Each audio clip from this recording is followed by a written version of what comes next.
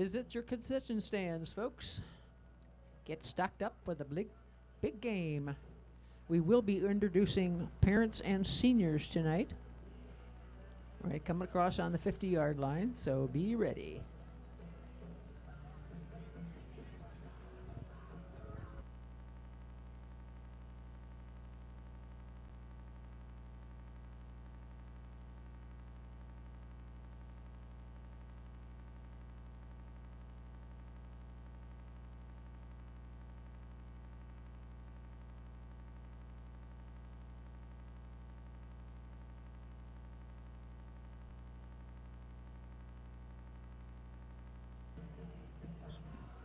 Notice there's a very long line of seniors and their parents and family members and so forth. You'll get to see them in just a minute.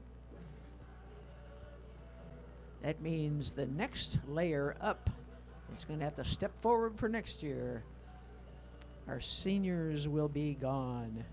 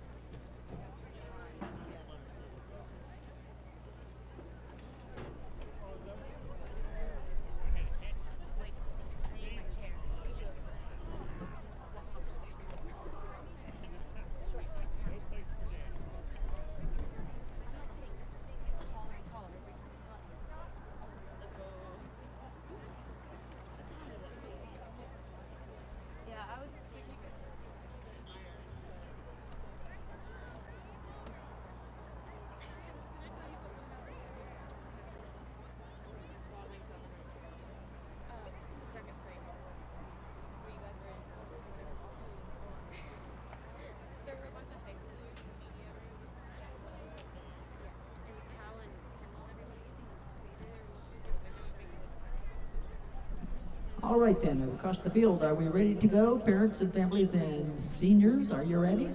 Somebody wave. All right, I guess that means we're okay. All right, we're going to be introducing seniors in the band, in the soccer teams, in the cross country, and golf, and volleyball, and you name it. We have all kinds of people out there, and it's a long line, so let's go. We get to start with Max May. Where are you, Max? No? I'm just doing it the way that it's lit up here, folks. That's not Max May.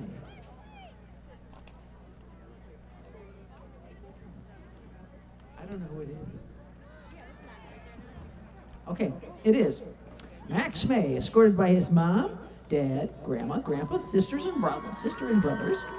Max is a letter winner in cross country, basketball, and baseball. He is a member of the National Honor Society, Model UN, and the Math Club. Max plans to go to college, then find a job, well, yeah, that'd be good, and then retire peacefully.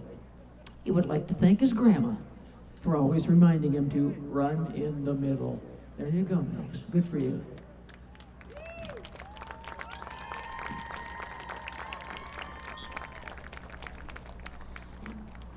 Liam Milkarik.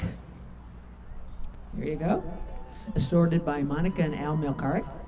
Nancy is Zelasco, and still within our hearts, Papa Ed Zelasco. Liam is a 2-year winner in the golf team. He had his career low score of 39 mid-season and helped the team celebrate being the MVAC Conference champs this year. Yay, good for you guys. After graduation, Liam plans to either attend Kent State or Baldwin Wallace universities. Pick one. They'll be happy to have you, no doubt. Emma Bass, are you ready? Here we go. Emma Bass is escorted by her parents, Paul and Kim Bass, and her brother, Owen. How about that? Emma is a member of the band, musical, the drama club, art club, National Honor Society freshman. She's been a freshman mentor. She's on the Quiz Bowl and Model UN teams. Emma hopes to attend the College of Worcester. They'll be happy to have you, but you'll have to decide what your major is. Yes, indeed. Christopher Carson, are you over there? Christopher Carson, escorted by Mom Phoebe, Dad Chris, and Sister Riley. Chris has been involved in a bunch of fun stuff during his high school career, such as band, soccer, and golf. Chris plans to study applied plant biology. Ooh, at college. Good for you. Abby Colopy, escorted by her mom, Melanie, Dad Richard, and sister Miley. Abby is a member of the band in the National Honor Society and a senior class officer. She plans to go to college to study environmental engineering. Good for you.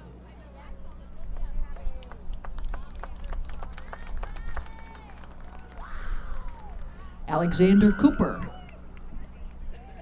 escorted by his father Scott Cooper and his sister Emily Cooper. He's been in the section leader for the baritones in the marching band and on varsity bowling team for Garfield, an active member in Boy Scouts. After graduation, he plans to go to Ohio University, receive a bachelor's in psychology with a minor in pre-med to become either a psychiatrist or a therapist. Well, remember my name. Next up, we have Ashley Corning, escorted by her parents, Scott and Rebecca Corning. Ashley is a 4-year member of band and is also involved in drama club and student council. Ashley plans to go to college and major in photography. Good for you.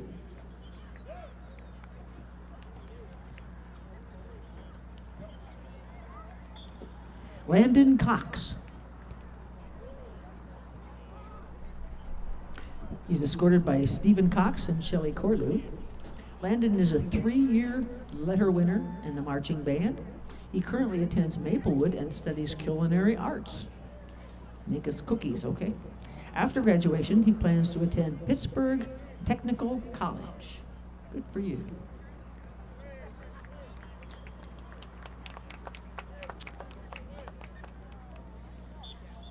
Carissa Eaton, escorted by her mother, April, father, Joe, stepmother, Elizabeth, and sister, Kyra. Carissa has played the flute in the Garfield band for 8 years. She has been dancing for the 8th Count Dance Center for 9 years. She plans to attend college for a zoology-related major.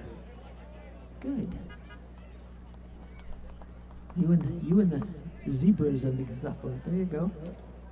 Cameron Edwards, escorted by his father, Jason, mother, Jessica, and sister, Elise. Cam is a 4-year letter winner in band, soccer, track, and field. He is involved with Quiz Bowl team, national champs, Interact, Media Club, and lots more. He writes things for the paper, and he's good at it. Cam plans to attend college and major in computer science.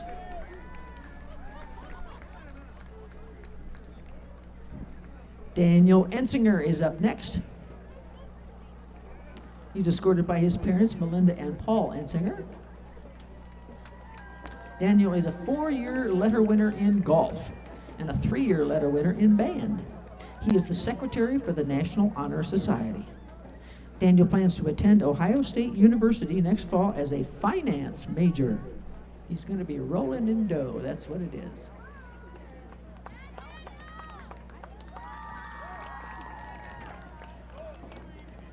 Renee Fenshaw, escorted by her mom, Kristen, dad, TJ, sister, Abby, and brother, Liam. Renee is the president of Student Council. She's in the band, plays saxophone. She's a saxophone sectional leader on the Quiz Bowl team and an active member of 4-H. Head, heart, hands, and health. Go for it. Renee plans to attend Kent State University and become either a social worker or an event planner. You want to make things happen, eh? Good for you.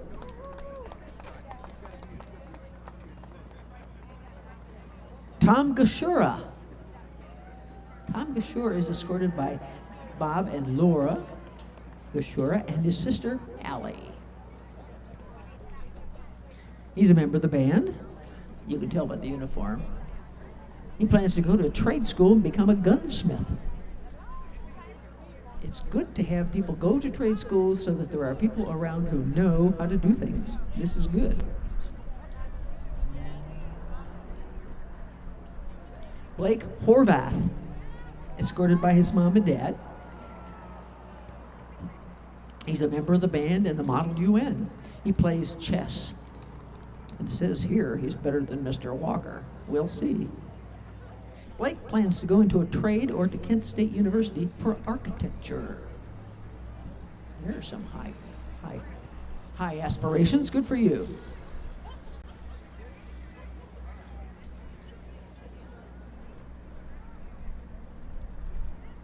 Mary Beth Kindlesparker, escorted by her father, Jeff Kindlesparker. She is a member of the Flag Line, band, drama club, musical, National Honor Society, Model UN, and Quiz Bowl.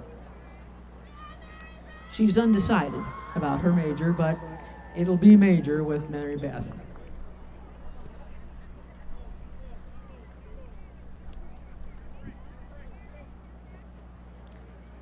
Morgan Martin is up next, escorted by his mom, Vicky, and his grandma, Gail. He's a member of the band and the bowling team. He plans to go to college and to pursue music production and recording. He plans to work towards owning a recording studio of his own. Well, good for you. I can sing something for you sometime, okay?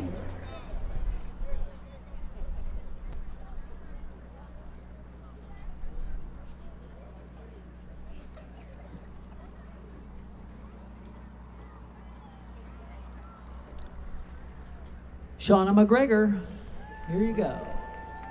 Shauna McGregor is escorted by her mother, Brenda, father, Sean, sisters, Rachel and Ariana. She is a member of the band, and she's planning to go to college to study economics. There's a reason why economics is called the dull science. It's pretty down there. But you get two economists in a room and you'll have three opinions about what's going on. Sierra Nerby, are you there?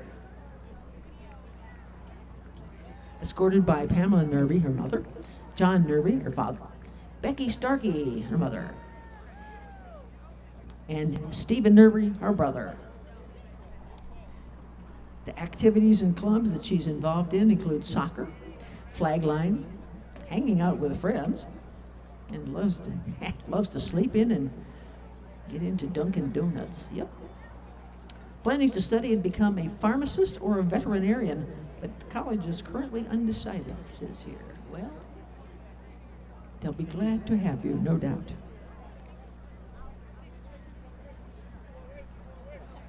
We have Jack Rado. Jack Rado. He's got his own troupe there. His father, Mark, his mother, Tiffany, and his sister, Annie Rado. The whole troupe. He is a member of the Quiz Bowl, national champs, Model UN, Math Club, and been in the musicals. He is a one-year letter winner in cross country. Jack is a member of the band and has lettered for 3 years, is currently the president.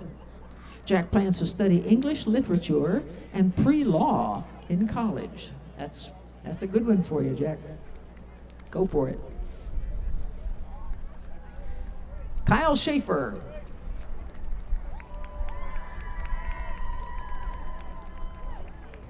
Kyle Schaefer is escorted by his mom and dad. Kyle is involved in band, cross country, track, soccer, and he's a Boy Scout. He's in the National Honor Society, is a 4-year letter winner in band. He plans on attending college to study robotics. Good.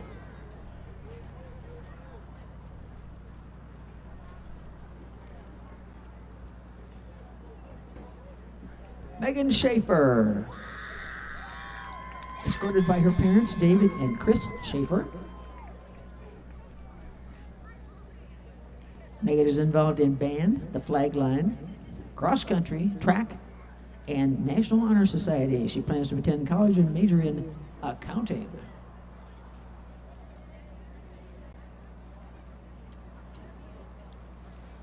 Andrew Wem, escorted by Tracy and Greg Wem. He's a member of the band, a 4-year letter winner in the cross soccer team, and loves to go to the gym. He plans to attend college and major in business marketing.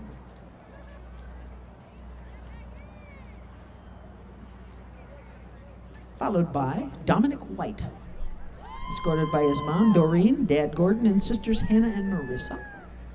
He's a member of the band and works. Dominic plans to go to either YSU or the University of Toledo with a major in mid-childhood education and a minor in criminal justice. There's a combo. Kylie Wright, escorted by her mom, Carrie O'Kelly, dad, Josh Wright, and brother, Mason. Kylie's a member of the flag line for marching band. She's undecided to do, but she'll be going someplace and doing something, no doubt. Olivia Babuka, escorted by mom Lisa, stepdad Justin, brothers Austin, Orion, and Justin, grandma Karen Melnick, and nephew Liam. She's got a whole fan club, yeah. Former dancer with Platinum Dance Company, member of the soccer team, 2-year letterman for cheerleading. She's a tutor at the elementary school, babysits family folks, loves to watch Netflix, plans to attend college in nursing or education, would love to open a home dance studio. Mia Kane, escorted by her mom, dad, and brother Jace. Mia is a letter winner in cheer and enjoys hanging out with her friends and family. She plans to go to college for early childhood education. Haley Ehrig, her mom, dad, stepmom, stepdad, and siblings. Coming across. She's a member of the cheer squad and National Honor Society. In her spare time, likes to hang out with her friends. She plans to go to college for early childhood development. Cece Porter, escorted by mom Melissa McCarthy, dad Eric Porter, brother Emmett, and sister Alona. Cece has been on the cheerleading squad and the bowling team for 4 years. She has also been on the softball team for 2 years. She wants to work with the little children and become a preschool teacher after going to Maplewood for early childhood education.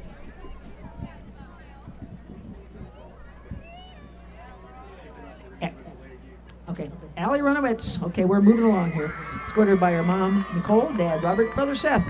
She's in soccer, softball, and cheer, lettering in all 3 sports. And she's not decided what she's doing, but she will do something, no doubt. Carter Bates, escorted by his parents, Rich and Kate Bates, and brother Devin. Carter's a 3-year letter winner in football and a 2-year letter winner in both basketball and baseball, considering trade school for carpentry, masonry, plumbing, or heating and cooling. Tyler Bortz, escorted by his parents, Carrie and Kevin, his sister Audrey. He plays baseball, football, and bowling.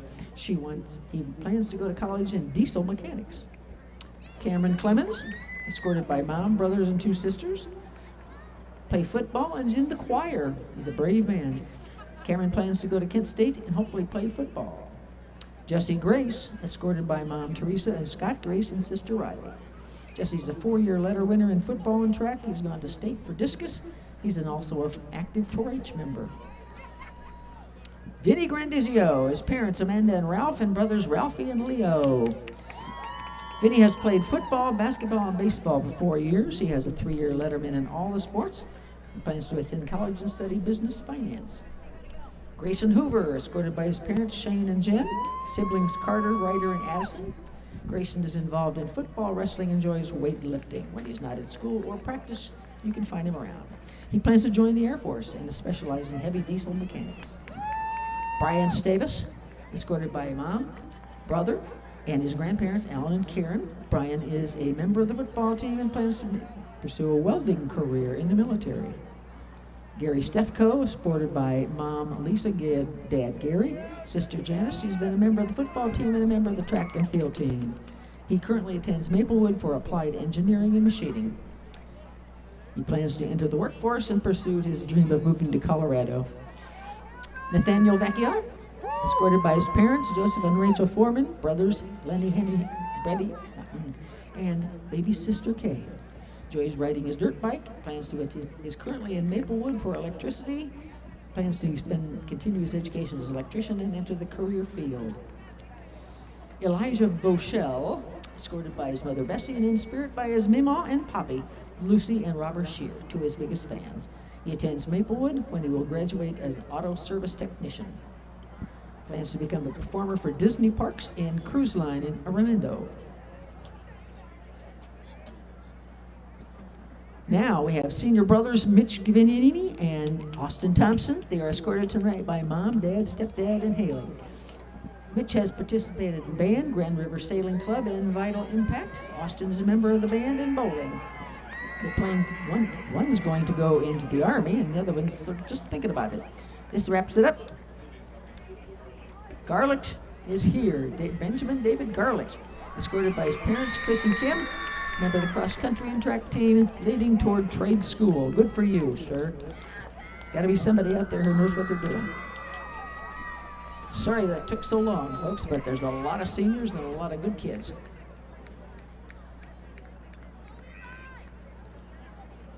All right. Good job. Come on down.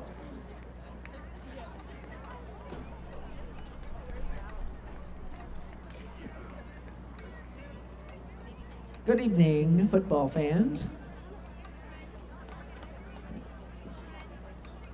Ladies and gentlemen, football fans of all ages, welcome to Jag Field, home of the G-Men. Please direct your attention to our western end zone.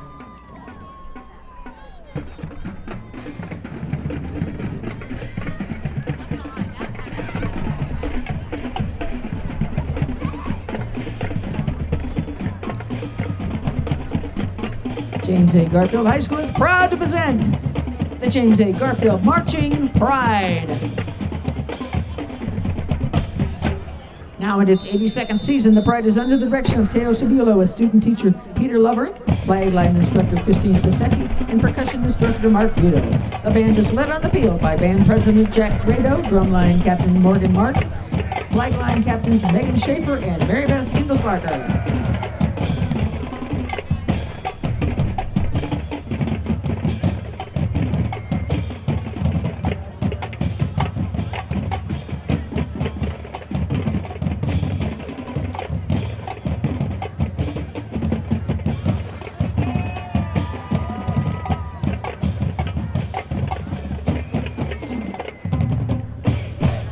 Now your GHS fight song.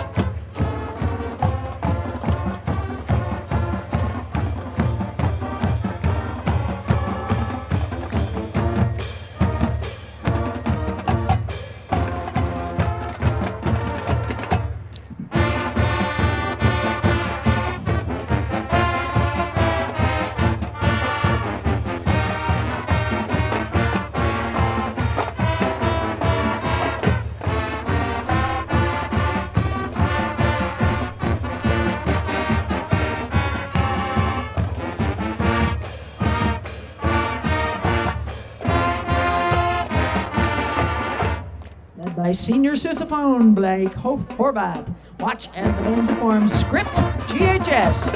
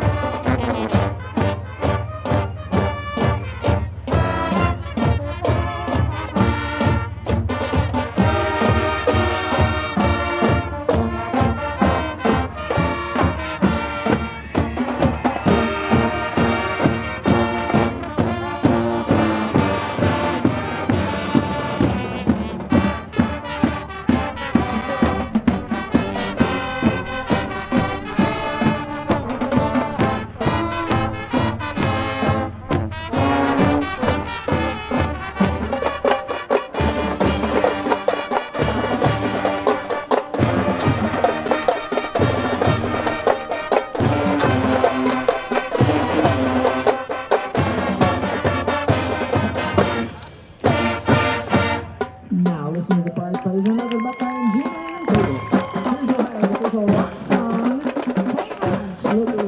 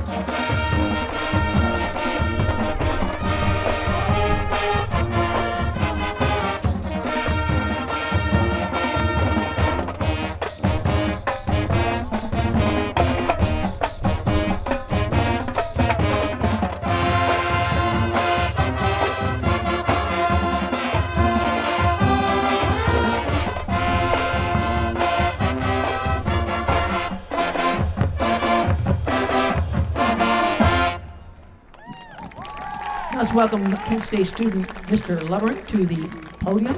Removing your hats as you rise and play the national anthem.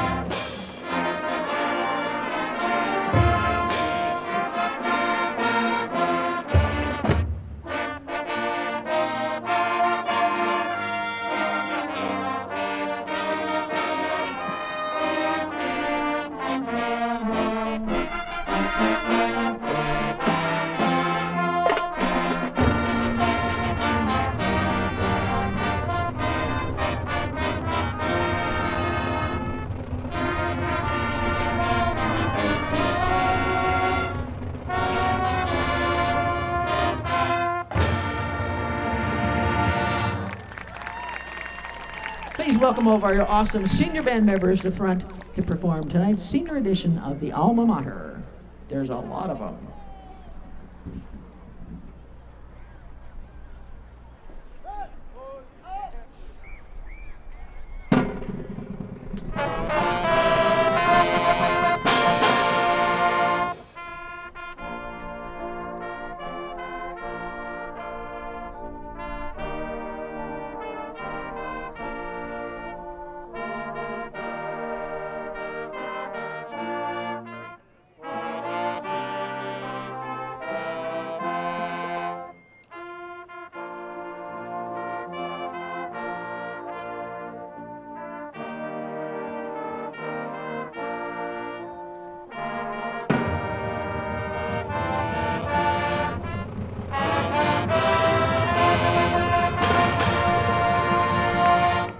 Pretty good for the band seniors. 8 great music-making years at Garfield. Let's get ready to bring out the team. We're going to make some noise, form the tunnel, and fire things up. Let's go, G-Men.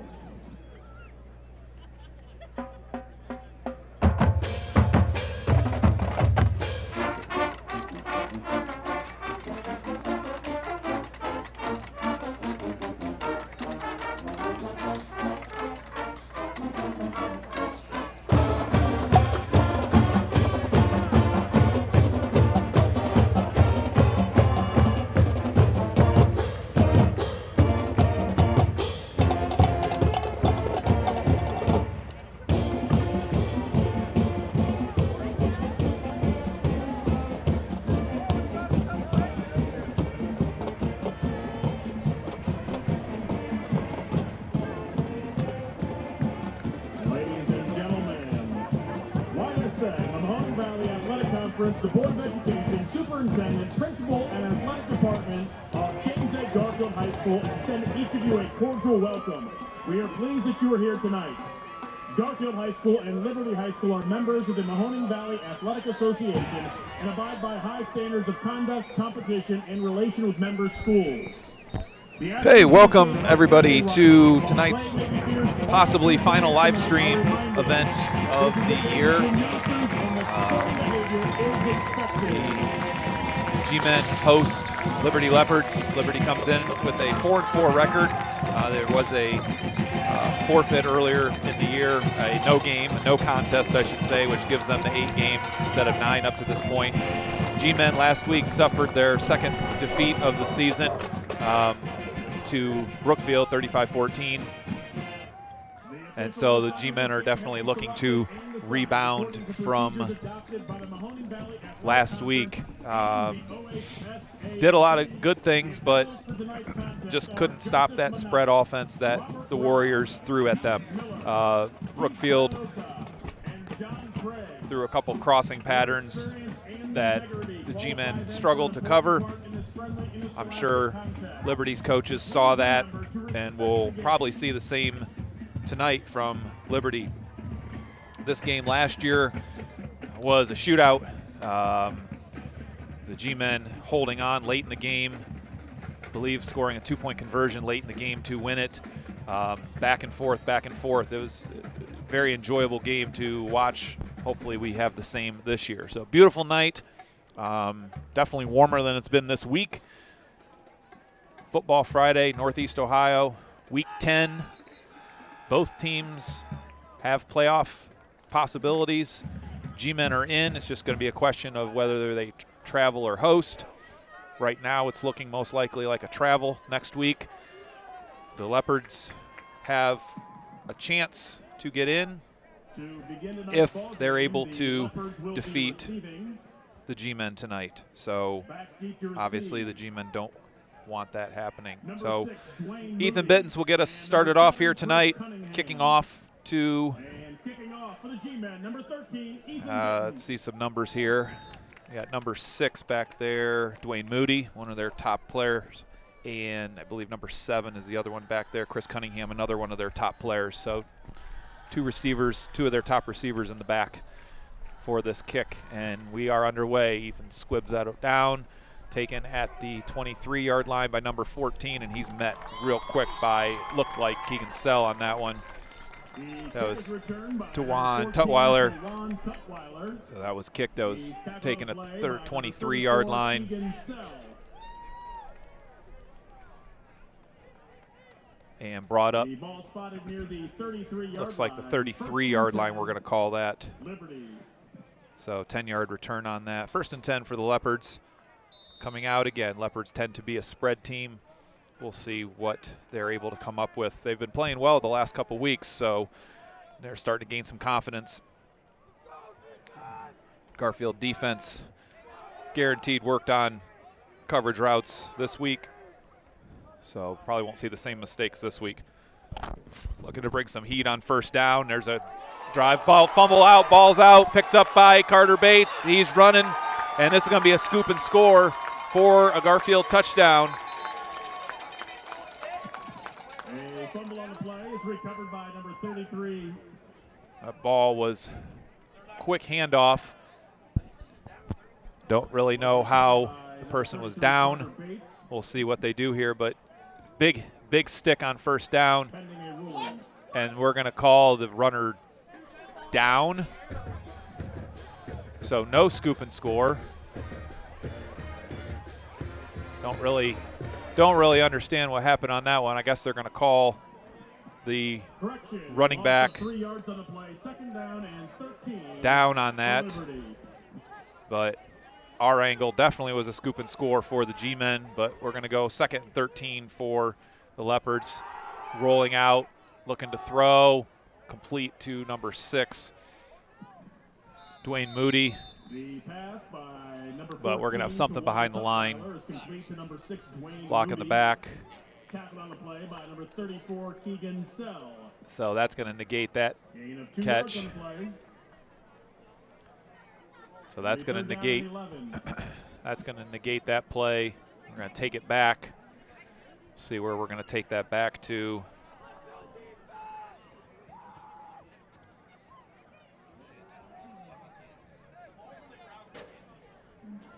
So we're going to take this all the way back inside the 15 to the 14-yard line. So now spotted near the 14-yard line. Second down and long. So second 29 coming up for the Leopards after that holding call. Quick slant there, way over Moody's head. Incomplete pass there from Tyson Lawrence Watson. The pass is incomplete.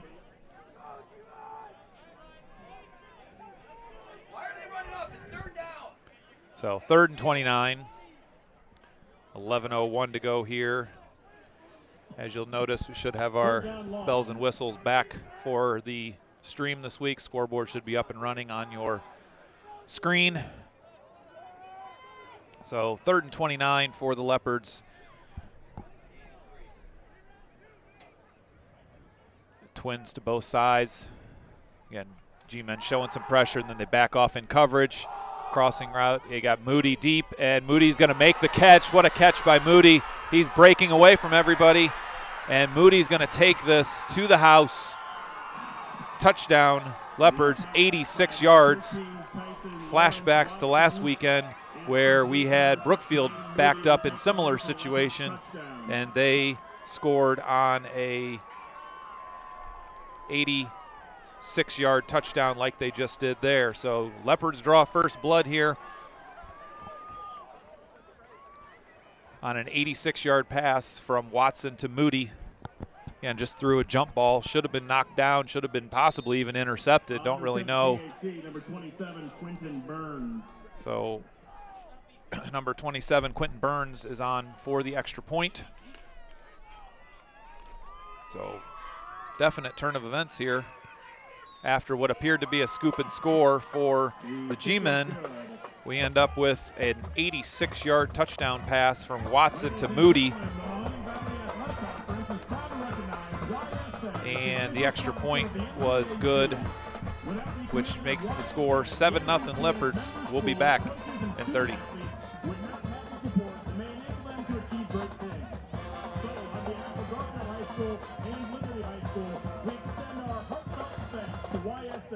The official sponsor of the Mahoning Valley Athletic Conference.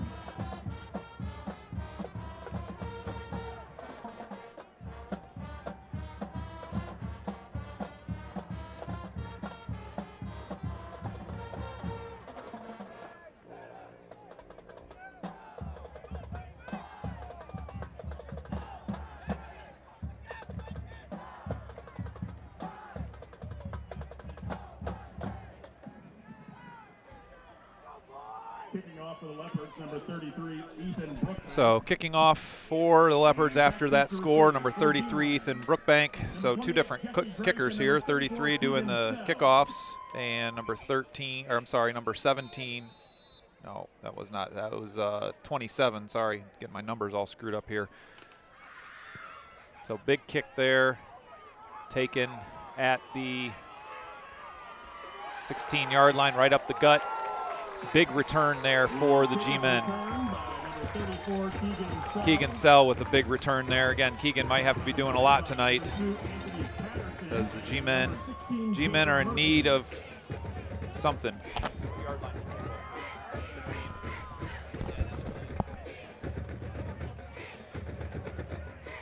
Did it queue up yet? The ball spotted near the 41-yard line. First and 10 G-men. So first and 10 G-men coming up here at the 42-yard line. What do you take it at?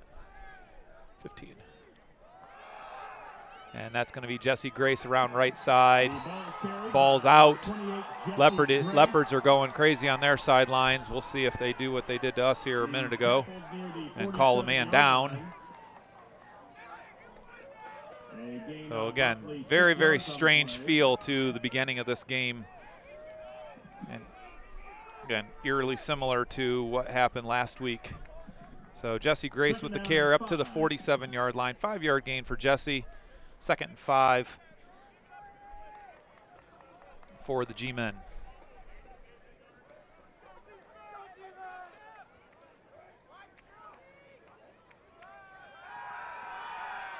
Big pass here from Geddes. He's got Summer Deacon wide open, streaking down the left-hand side. Deacon is going to, is he going to get in?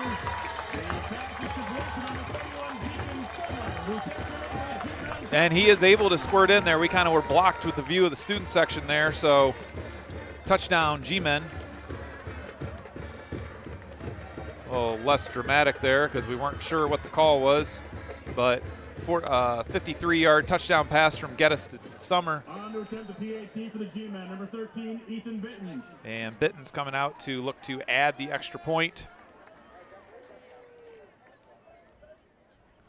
And the extra point is up, and it is good. And just like that, we are tied. 9:46 to go here in the opening quarter. G-Men 7, Leopards 7. We'll be back at 30.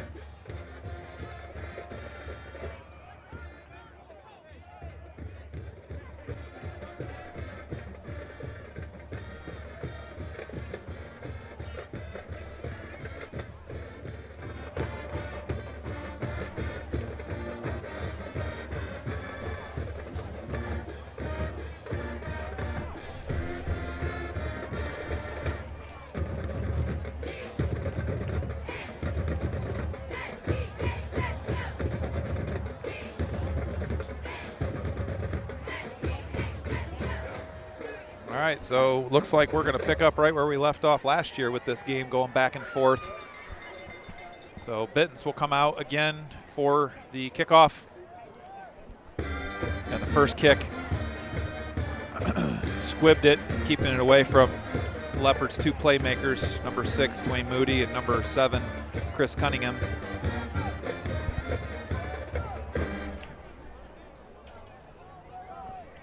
See if the Leopards make any adjustment with their formation for this kick. Number 13, Ethan Nope, they're going to keep it as is. Cunningham and Moody to the left side here of the formation, and number 14, Tawan Tutwiler, is now deep. They move. Actually, they did flip somebody up front, and that's going to go right to number 7. That's Cunningham, who's going to pick it up at the 18-yard line, and that's why they flipped it. Flipped it. The kick is returned by number 7, Chris Cunningham, for the Leopards touchdown. Cunningham runs that back 82 yards for the Leopard touchdown.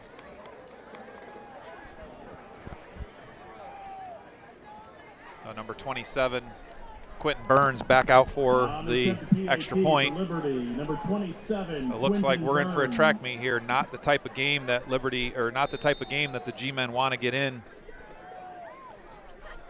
G-Men do not want to get in a track meet with the Leopards tonight.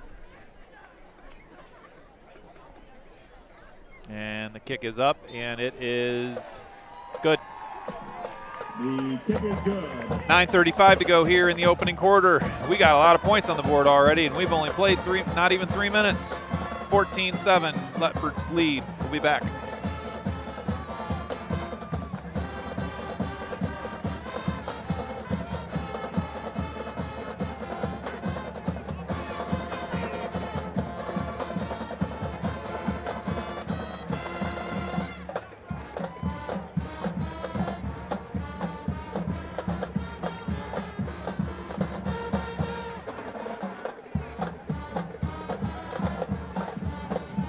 To receive the kickoff, the G-Man, number 28, Jesse Grace, and number 34, Keegan Sell.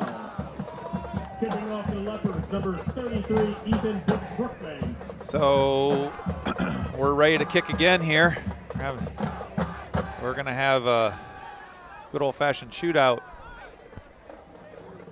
at Jag Field tonight. Ethan Brookbank teeing it up. Keegan Sell and Jesse Grace deep for the G-Men.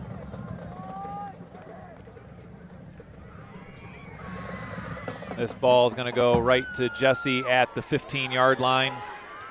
And Jesse's got some room up the middle, and he's going to go down across the 40-yard line. The kick is returned by number 28, Jesse Grace. We're going to mark him. Let's see where they mark him here. Mark him at the 41 maybe. Looking like the 42-yard line. So we're going to call it the 42. We're going to call it the 42-yard line here. 1st and 10, G-men. So if you're just joining us, you've missed a lot of points already. 21 points on the board already. Liberty with 14 of those, G-men with 7 of them.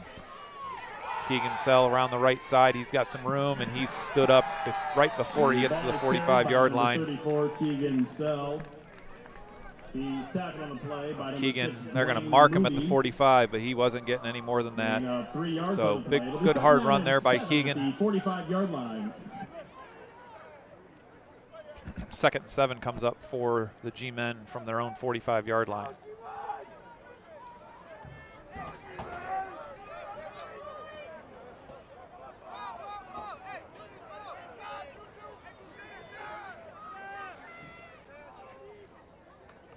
Jesse Gray's going to take this around the left side, cut it up. He's going to get across the 50, and he's spun and thrown for more yards there. So nice little spinorama there that gave us some extra yards. Jesse, with that extra momentum, puts him inside Leopard territory down to the 42-yard line. 1st and 10, G-men after a 13-yard run for Jesse.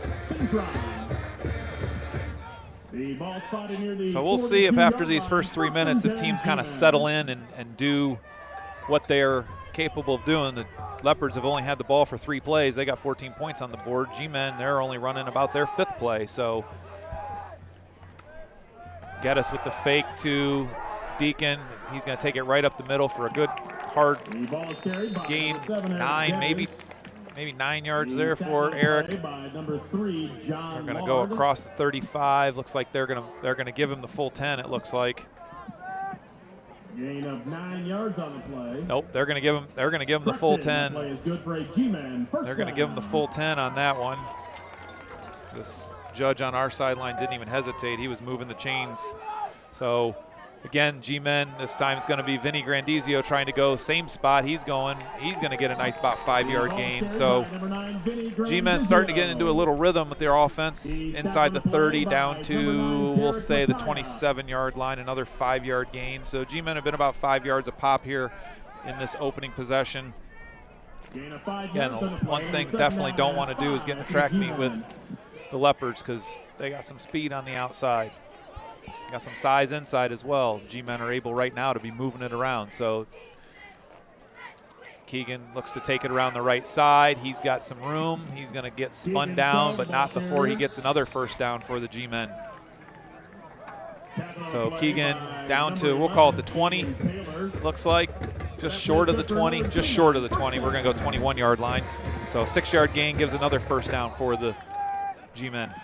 The ball is spotted near the 21-yard line. Garfield trailing 14-7. Early moments of this opening quarter, which has been quite exciting. Had a kickoff return and a 86-yard touchdown pass, and answered by a 53-yard touchdown pass for the G-men. So Jesse Grace with that run. He's going to take it across the 20 down to the 17-yard line. Gain of 4 yards on the play. It'll be 2nd down and 6. So 2nd and 6 for Garfield. Again, you can tell offensively starting to get into a flow, starting to get some movement up front. And Liberty's got some size up front. They got hands on hips already, and that's not something you want to see this early in the game. G-men moving some bodies around. Geddes is going to bring Carter Bates back. He's going to keep it around the left side. He's got some room to run. He's just short of the 10-yard line is Eric. Carried by Eric Geddes. So Eric's we're going to call him down to the 12-yard line. So gain of 5. So again, averaging about 5 yards a play right now for Garfield. Third down and 1. So 3rd and 1, just short. 5:30 to go here in the opening quarter. Leopards lead 14-7 on 2 quick strikes. G-men answered on their own quick strike. 3rd and 1 here for the G-men.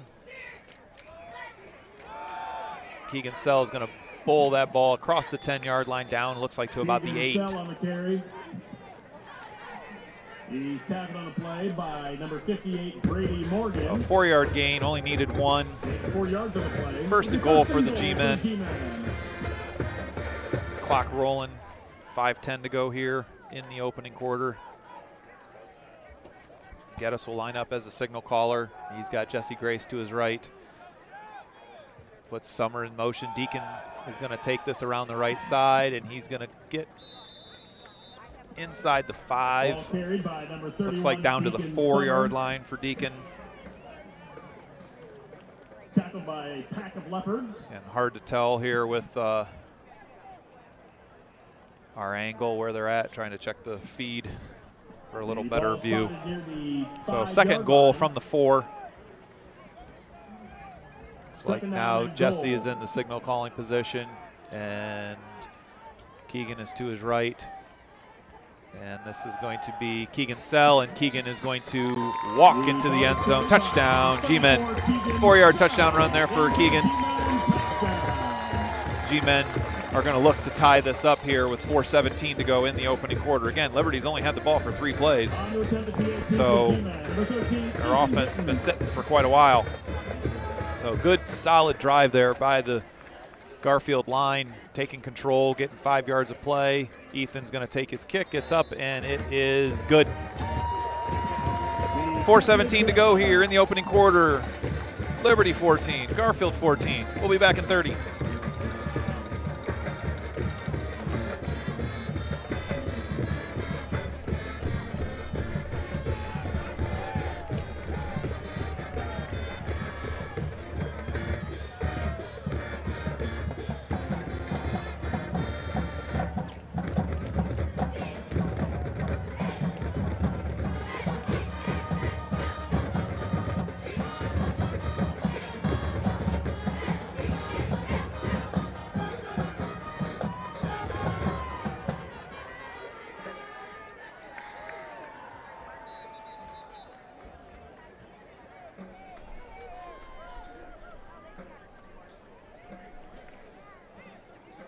Okay, coming out of that change, G-Men have, looks like, changed their kicking formation a little bit. Last kickoff went 86 yards. I'm sorry. I don't know. Went far. Onside kick attempt goes through 2 Leopards' hands, and Keegan Sell recovers the ball. Onside kick covered by the G-Men after the ball muffed through 2 Leopards' hands. The G-Men are able to recover that ball inside Leopard territory all the way down to the 37-yard line. Good job with Keegan being Johnny on the spot there.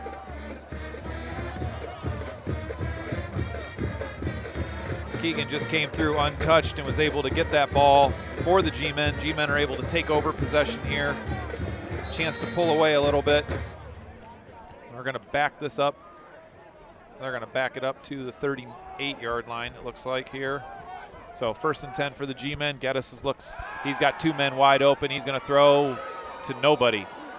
I don't know who Eric was looking at. He had Tyler, he had Bortz over here to the right, and he threw it toward the safety there. Not a good read there by Eric. 2 people running at the safety. Not a good read there by Eric.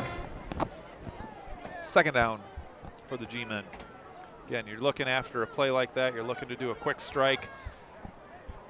Teams hanging their heads a little bit. You want to try to get one quick on them, and that's what Garfield tried to do there. So Vinny back in the backfield with Jesse. Vinny, nope, Jesse's going to take this one around the left side, and he is met behind the line of scrimmage by a host of Leopards. The ball is carried by number 28, Jesse Grace. He's pushed back. They're going to give him no gain on that, thankfully. It looked like he lost some yardage on it, but no gain on the play. 3rd down and 10. 3rd and 10 for the G-Men. Again, not what you want to be doing right now after that change. You want to be attacking. You want to be getting points off that, getting that momentum from the onside kick. Eric is going to hand this to Deacon. Deacon's going to cut up underneath. He's got runner, he's got blockers, but he's not going to make the 30-yard line. The ball is carried by number 31, Deacon Summer. So Deacon got some yards, but he's going to be short. He's tackled on the play About 3 yards short. 11, Jaden Taylor. So 4th and 3, decision time for Coach Mosier. He's going to go for it, of course. The decision is who's going to. Decision here is who's going to touch the ball. For the G-men at the 31-yard line. Keegan came out, so it's not going to be Keegan. So we'll see what they have in store here. A little bunch formation a little bit to the left here. And a shift, try to get the Leopards to shift with them. Look at them coming back here to the short side with Jesse. Or are they just going to bark it out and call timeout? No, they're going to bark it out and call timeout on this. So G-men need to discuss it. Didn't get the Leopards to do what they wanted them to do on that play. So 2:42 to go here in the opening quarter. G-men 14, Leopards 14. We'll be back.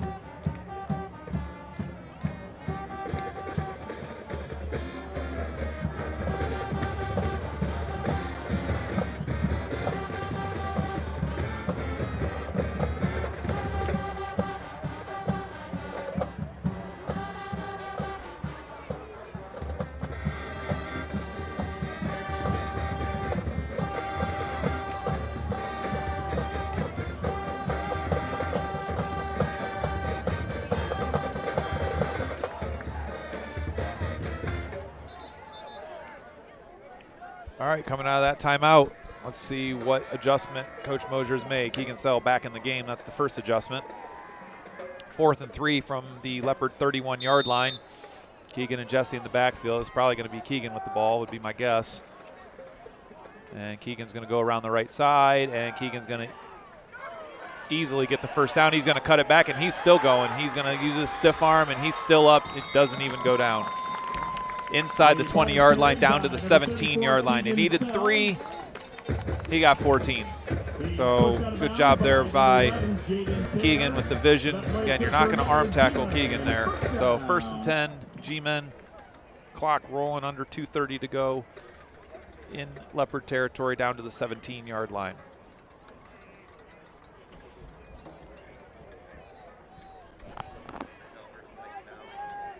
Oh, there she goes. Never mind.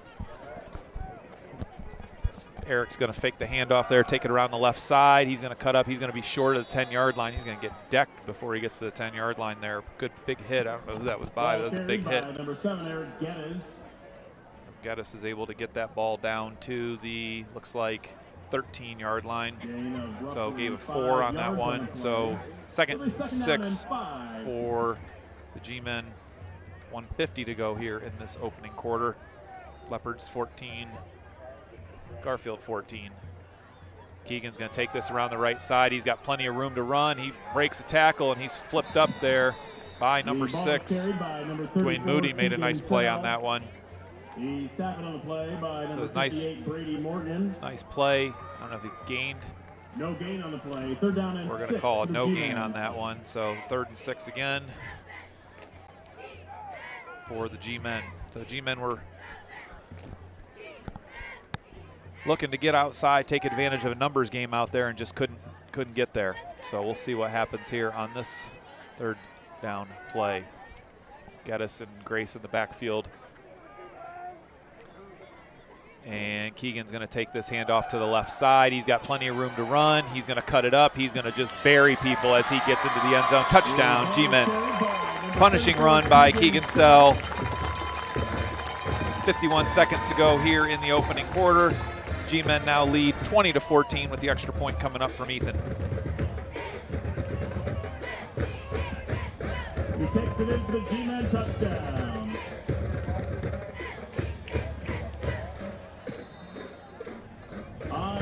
So Ethan's extra point here to give G-men a 7-point lead. And this kick is up, and it is good. So 51 seconds to go here in the opening quarter. G-men now lead 21-14. The middle school volunteer parents are selling donuts, hot cider, hot hand warmers, just for you. Once again, the middle school volunteer parents are selling donuts, hot cider, hand warmers, all for sale at their booth.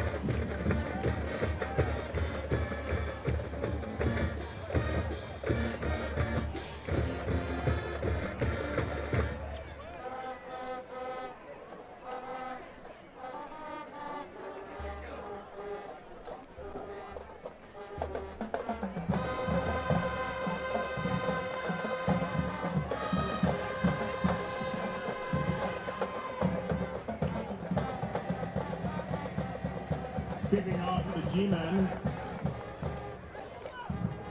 So Bitten's out to kick off again. Last time was a onside kick that was recovered by the G-men. That ended up with that last touchdown we just saw. And the one thing to keep in mind here, it's 21-14, and we've seen the Liberty Leopards offense for exactly 3 plays. 3 plays, that's it. So G-men have done what they wanted to, keep the ball away from Ethan again with the onside attempt. This is going to hop over another Liberty player. It's going to go out of bounds. Oh, and almost scooped up by Carter Bates, but it was knocked out of bounds. So no return on that. It was knocked out of bounds by Carter at the 32-yard line, it looks like, is where we're going to call that. So we're going to call that the 32-yard line. That's where Liberty's going to take over with their possession.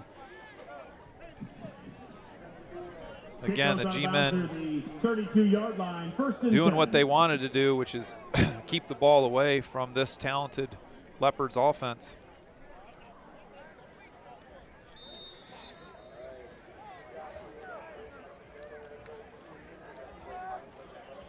So 51 seconds to go here. I'm sure the Leopards are looking to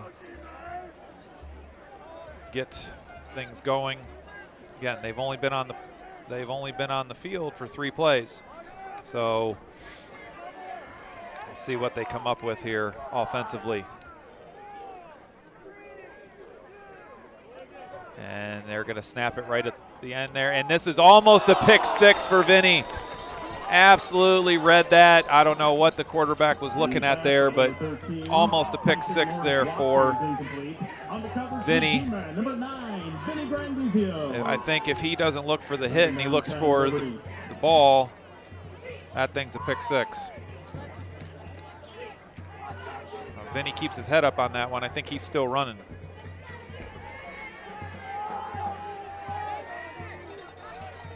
So 2nd and 10 now for the Leopards. Again, they're probably rusty. They've been sitting for a long time. Another ball, it's going to get thrown underneath. This one's caught by, I think that's number 7. I think that's Cunningham. 13, Tyson Lawrence Watson is complete to number 7, Chris Cunningham. Complete to Cunningham up to the 35-yard line, or they got to call him just short, 34-yard line. So just a 2-yard gain on that. Clock's rolling. Again, Liberty can either use that as their last play and go to the quarter, or they can try to run another one. I think they're going to go to quarter here on it because they've got time. Their coaches are sitting there. Looks like they're going to take this thing to quarter. If you're Liberty, you're probably excited that it's 21-14. So that's going to take us to the end of the quarter, end of the first quarter. G-men 21, Leopards 14. And that's the end of the first quarter here at Jack Field with a score. The Liberty Leopards 14 and the Garfield G-men 21.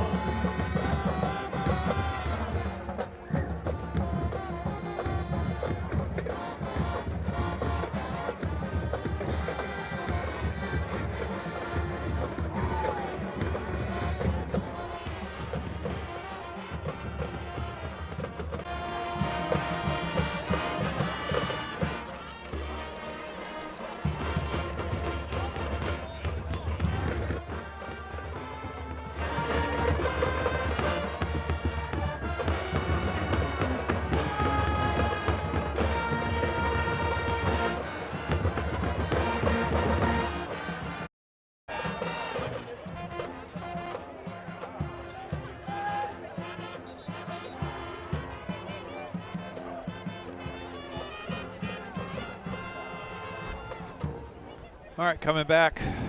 3rd and 8 now for the Leopards after that change of quarter. Again, they really haven't had much. They had one long play. This is their 6th offensive play. They sat pretty much the entire first quarter outside the first 3 plays of the game. So the Leopards are taking their time. Hand this ball off to number 3. That is John Lard. And he is going to get the ball is carried by number back 3, to Laird's going to get it to the 35-yard line, no more. So Laird with the In punt formation, the Leopards, number 9, Derek D. Mattia. So back. And back deep to receive the punt for the G-Man, number 10, Leo Grandizio. So number 9 back to punt there. Di Mattia is going to be kicking this off. He's going to short kick that. That is going to pop up, and it's going to get a little bit of a roll there for the Leopards. And it's going to go dead at the 38-yard line of the G-Men. So no return. 11-10 to go here in the second quarter. G-Men were able to take the lead on their last possession after the onside kick. The ball is spotted. So the G-Men really have been able to run the ball at will against the Leopards front, which Leopards have good size up front. So you'd think that they would not get moved around as much as they are. So let's see what comes up here. 1st and 10 for the G-Men from their own 38-yard line.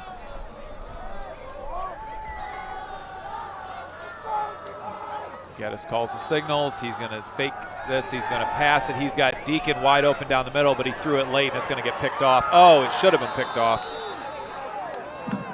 Should have been picked off there by Dwayne Moody. Incomplete. Intended for number 10, Leo Grand. I'm sorry, number 31, Deacon Summer. That ball should have been picked off, but Moody mistimed his jump. That ball hung for a long time. So 2nd 10 for the G-Men.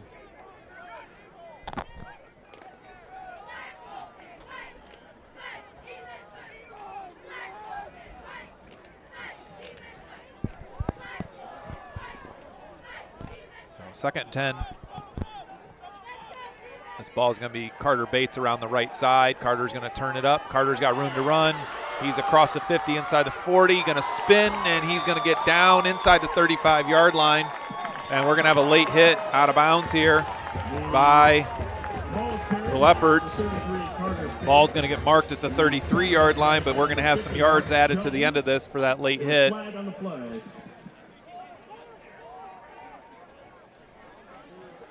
So we're going to go personal foul is going to get added to that at the end by the Leopards. So that's going to get added. That's going to put G-Men inside the 20 all the way down to the 19-yard line.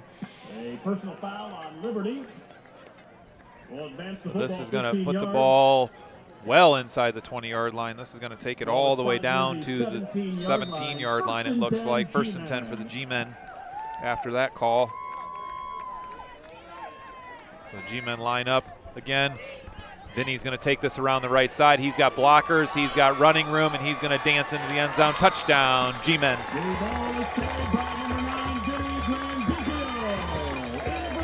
17-yard touchdown run there for Vinny. 10:47 to go here in the second quarter. G-Men are extending their lead. Chance to go up 2 scores right now. On the attempt to PAT for the G-Man, number 13, Ethan Bittens.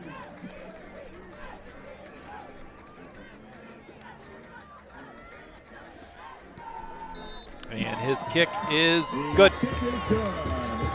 10:47 to go here in the quarter. G-Men up 28-14. We'll be back in 30.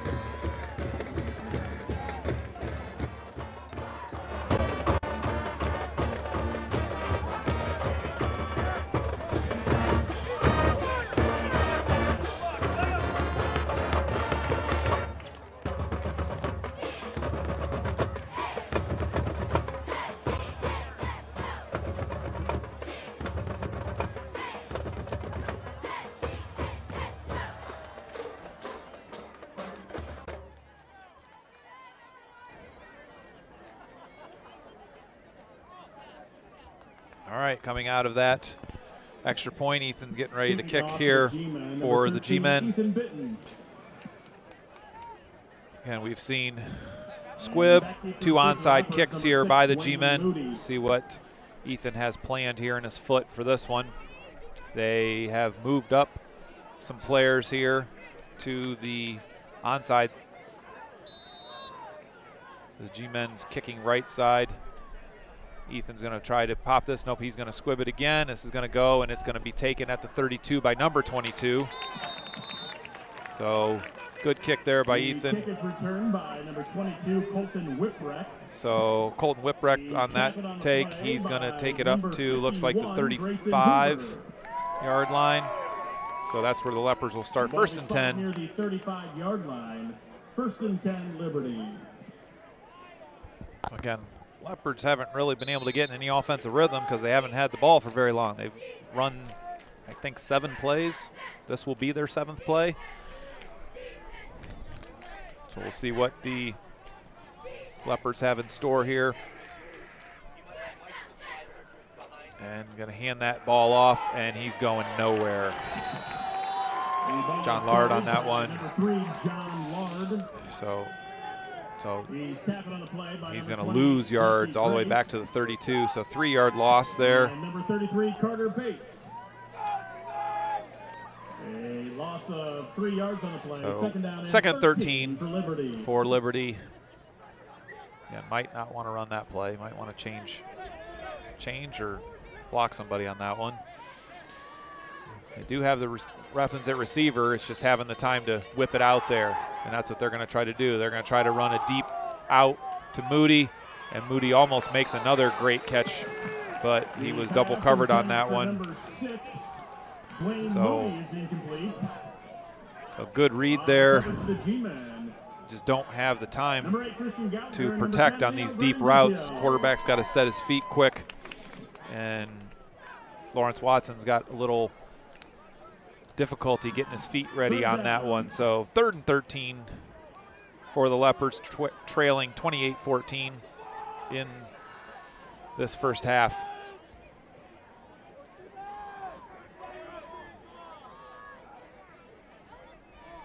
Leopards trying to get their play call set and using as much of the play clock as possible, and it looks like Liberty has some confusion. They're going to have to call timeout. So timeout, Leopards. 10:02 to go here in the second quarter. G-Men lead 28-14.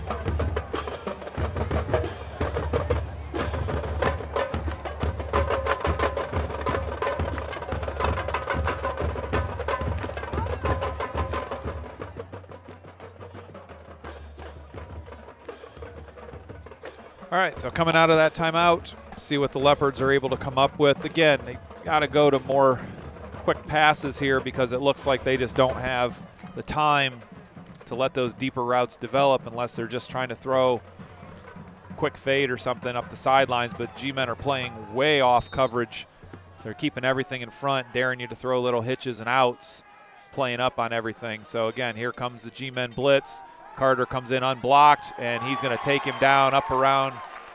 Good, that looked like he was going to be possibly called for a face mask there, but he was able to slide his hand down. So 11-yard loss there on that sack by Carter Bates, and the Leopards have to punt again. So really their offense has been an 84-yard touchdown on a nice catch and run by Moody, an athletic play, and then a kickoff return, and that's it. So Derek DeMatteis back to kick. Liberty's still running players on and off the field here.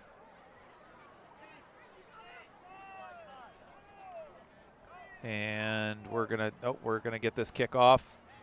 Again, a short kick, and it's gonna again take a Leopards roll across the 50 into G-Men territory, going to be downed at the 44-yard line. So 35-yard punt there, 34-yard punt. We're going to blow it dead right at the 45-yard line. So first and 10 for the G-Men. 9:02 to go here before half. G-Men seem to have found their rhythm offensively. Defensively, they also seem to be locking down the Liberty front and getting pressure, good pressure on the quarterback. So G-men line up here, 1st and 10 from their own 45-yard line. Jesse Grace going to take this around the right side. He's got room to run. He's across the 45, just short of the 50-yard line. And up to, we'll call it the 48-yard line. So 3-yard gain there for Jesse. 2nd and 7. So the G-men seem to have found their rhythm offensively. Jesse and Geddes are in the back. Keegan at the slot down here at the right. Deacon at the slot at the top. Keegan coming in motion. He's going to take this around the left side. He's got room to run. He's going to punishing run just short of the 45-yard line. Again, whoever's trying to tackle Keegan, good luck. So we're gonna call him just short. We're gonna call him just short here. So 3rd and 1. So 3rd and 1 inside Leopards territory now at the 46-yard line. G-men on the march. And Jesse's going to take this right up the gut. He's across the 45, just short of the 40, down to the 41-yard line. So Jesse's able to pick up the 1st down for the G-men, just short of the 40. We're going to call it the 41-yard line. 5-yard gain there for Jesse. And again, G-men are on the move, changing up the running backs. That's the thing. Lots of people can touch the ball in this offense, so you just can't key in on one player. Ball gets to lots of bodies throughout the game. Eric's going to take this around the right side. He's got room to run. He's going to inside the 20. He's going to be just shy of the 20-yard line. Nice run there by Geddes. We're going to call it the 21-yard line. So 20-yard gain there. Pretty effortless 20-yard gain there for Eric. Doesn't look like he was moving, but he was covering some ground. So 1st and 10 G-men from the Leopards 21-yard line, leading 28-14 after trailing early on a long pass, 3rd play of the game, and then a kickoff return. The G-men were down 14-7, and that seems like a long time ago. Geddes is going to underneath hand off that to Deacon. He's going to get across the 20 to the 19-yard line. Looks like he had some room to run for a while on that one, but he was swallowed up pretty quick by the Leopards defense. So 2nd and 8 here. 2nd down and 7. Clock rolling, under 6:30 to go here before half. Selling Grace in the backfield. And Jesse's going to take this one around the right side. He's got room outside. He's got Keegan blocking for him, and he's going to stay in bounds. We'll see what they might have stepped out. Not sure where they're going to mark him. Looks like they're going to mark him right at the 10-yard line. So it's a 1st down. And they're going to call him 1st and goal. They're going to put him right at the 10-yard line. So 1st and goal. So 1st and goal for Garfield, leading 28-14 and in striking distance again. Jesse and Vinny in the backfield now. And Vinny's going to take this around the left side, looks to bounce it, and there's no room out there. Ball carried by number 9, Vinny Grandizio. So Vinny looked to bounce that. Looks like they're going to get a 1-yard loss on that. No gain on the play. 2nd down and goal for the G-men. So 1-yard loss there. 2nd and goal from the 11 for Garfield, leading 28-14. 5:40 to go here before half. Jesse and Keegan in the backfield. It's going to be Keegan around the right side. He's got an armada in front of him, and he's not able to squirt through, but he's able to get down to, it looks like, the 4-yard line. There were a lot of bodies in front of that man. How he was brought down, I'm not really sure, but there were a lot of black shirts in front. So Keegan with a 7-yard run brings up 3rd and goal from the 4 as the clock continues to roll here at Jag Field. Got to put a quick shout out to our 2 camera ladies who have done our last couple home games, Hannah Timmons and Charlie Hill. big shout outs to those two for stepping up and helping us bring this picture to you. So we're going to have maybe a false start here on the G-men. Yes, we're going to have a false start. So a false start for the G-men. That's going to back it up to the 9-yard line. So 3rd and goal from the 9 now.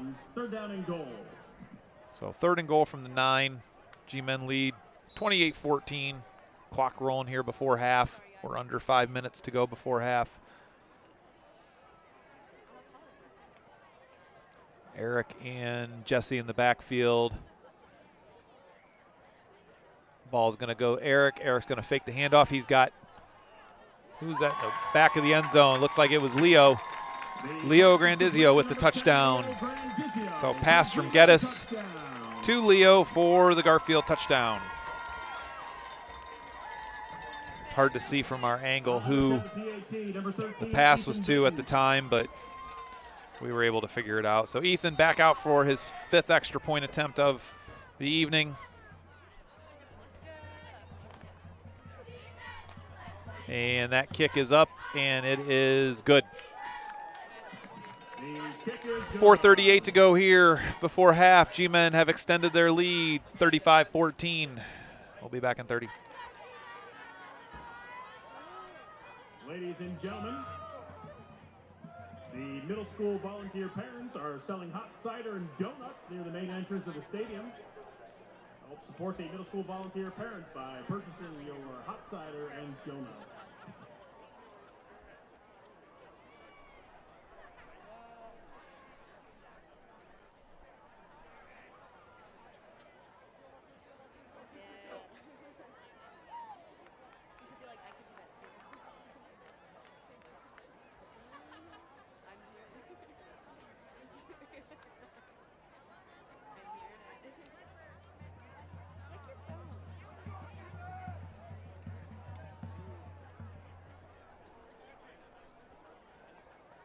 So after that touchdown pass from Geddes to Leo Grandizio, G-men have extended their lead 35-14 here before half, 4:38 to go.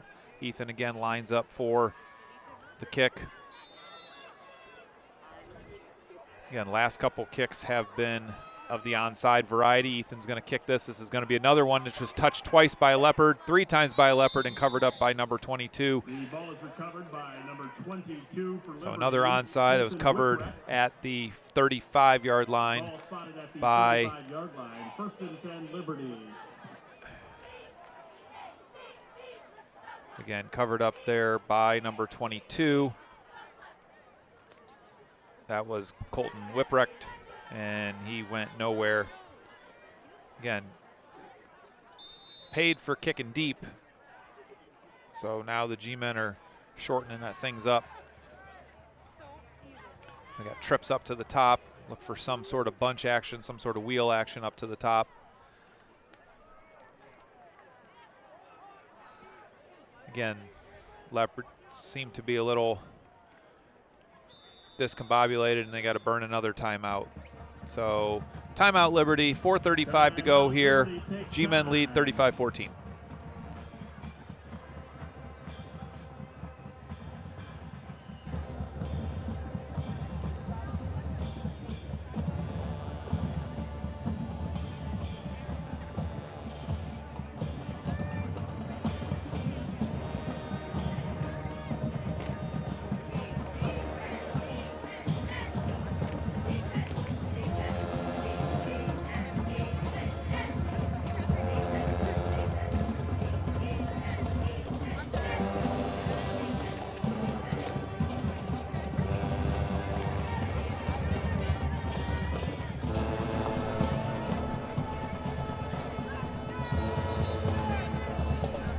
All right, so coming out of this timeout, let's see what the Leopards have decided to do.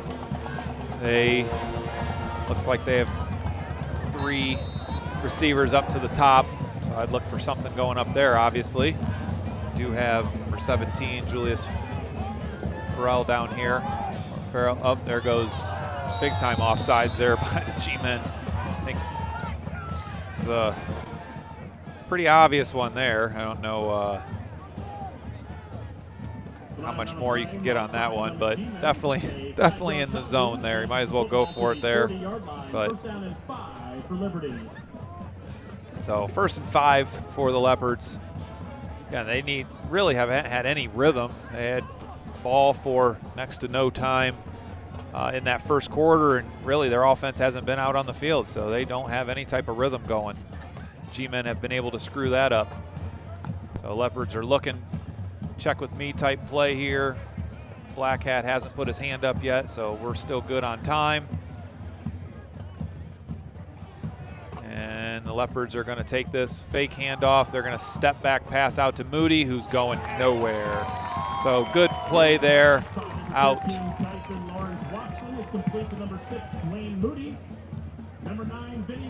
So good play out there by Vinny. Only a 1-yard loss there after all that. It looked like it was a lot more. But good play out there by Vinny. Loss of a yard on the play. It'll be 2nd down and 6. So 2nd and 6 now for Liberty at their own 39-yard line.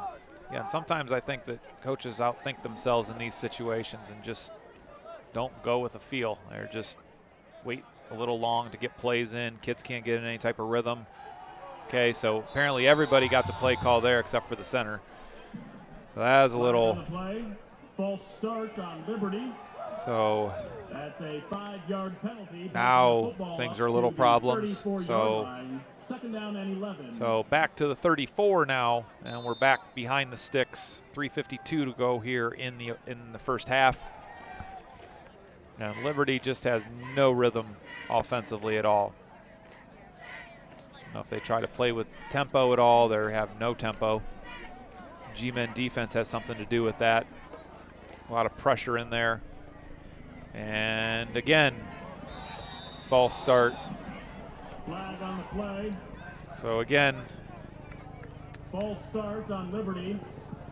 A 5-yard penalty. So another 5-yard penalty. 29-yard line. So all the way back to the 29-yard line now.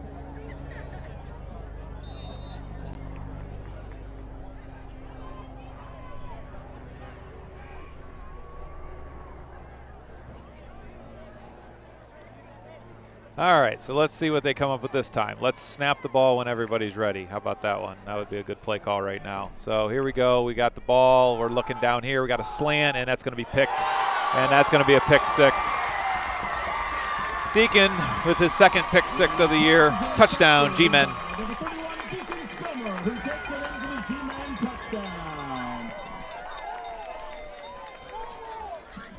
So Deacon with the pick six.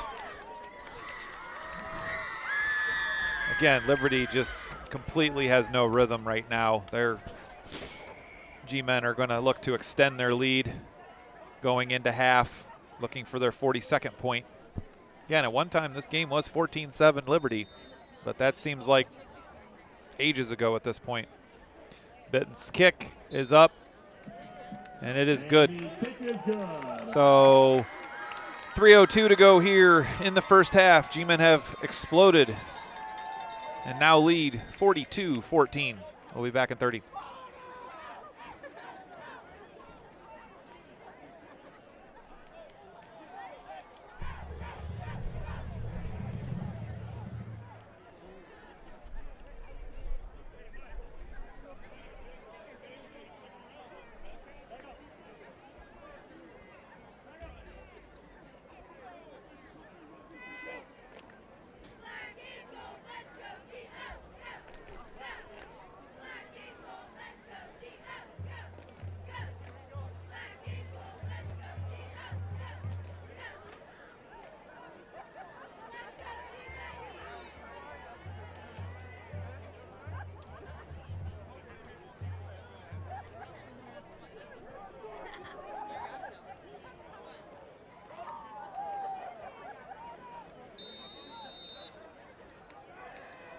All right, Bitten's with his 6th kick. Another nice onside kick that's going to go up, and that's going to be 22 again with his 3rd recovery. The kick is returned by number 22, Colton. So good kicks here by Ethan, and definitely The ball be spotted near the 33-yard line. First and 10, Liberty. Getting some work in here. Number 22, Colton Whipwreck. He's getting hit pretty good on some of these kicks. So the G-men have really taken command of this game, and Liberty's players really look kind of discombobulated with stuff. Just, again, you've got athletes out there, just let the kids go. There's too much thinking going on in this situation. You've got some athletes, get them the ball and let them go into space. So first and 10 for the Leopards, 3 minutes to go here. And this ball's going nowhere. Big loss there by John Lard, all the way back to the 24, 23-yard line. They're going to call him the 25. So 8-yard loss there. A loss of 8 yards on the play. It'll be second down and So second 18 now for the Leopards as we approach the 2-minute mark to go here in this first half. The half can't end quick enough for the Leopards. Quick pass there out to Moody. Moody's able to dance around, but he's not getting anything. So Moody up to, looks like the 27-yard line, 28-yard line. We'll give him 3 on that. He's tackled near the 28-yard line by number 28, Jesse Grace. So the G-men are definitely have bounced back from last week. You can just tell. Bouncing around up front. Leopards aren't real sure who's coming. Drop off in coverage, crossing route. He's got lots of time and throws it just short of his intended receiver. That was Chris Cunningham. And we've got late flag of some sort. So we got a late, we got a flag at the end of that. We'll see what the penalty is going to be here. We got a personal foul against the Leopards. Personal foul on Liberty. So we got a personal foul. Let's see what they decide to do here.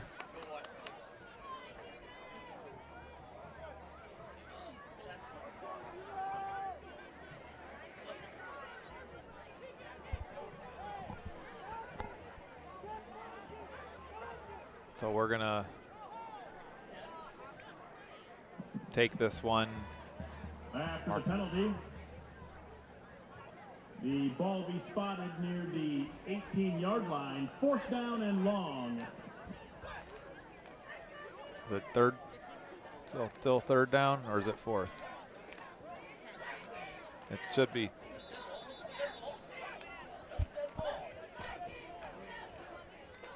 Trying to figure out down and distance now, if it was 3rd or 4th down. If it's dead ball, it's 4th down. If it was during the play, it's 3rd.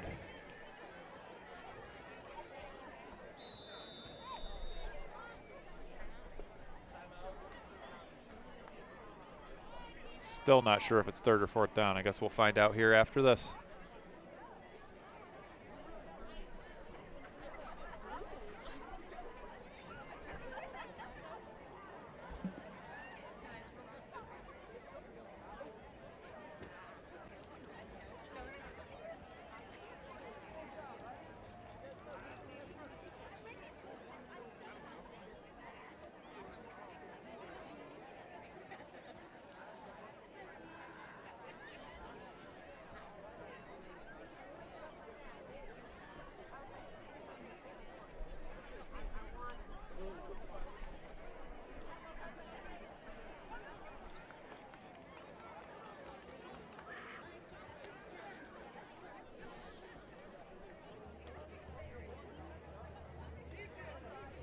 All right, so after all that, it was a dead ball, so it is going to be 4th down, 4th and 24.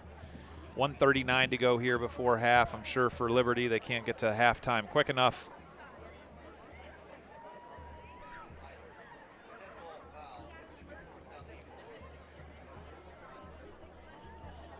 So we'll figure out what's going on here.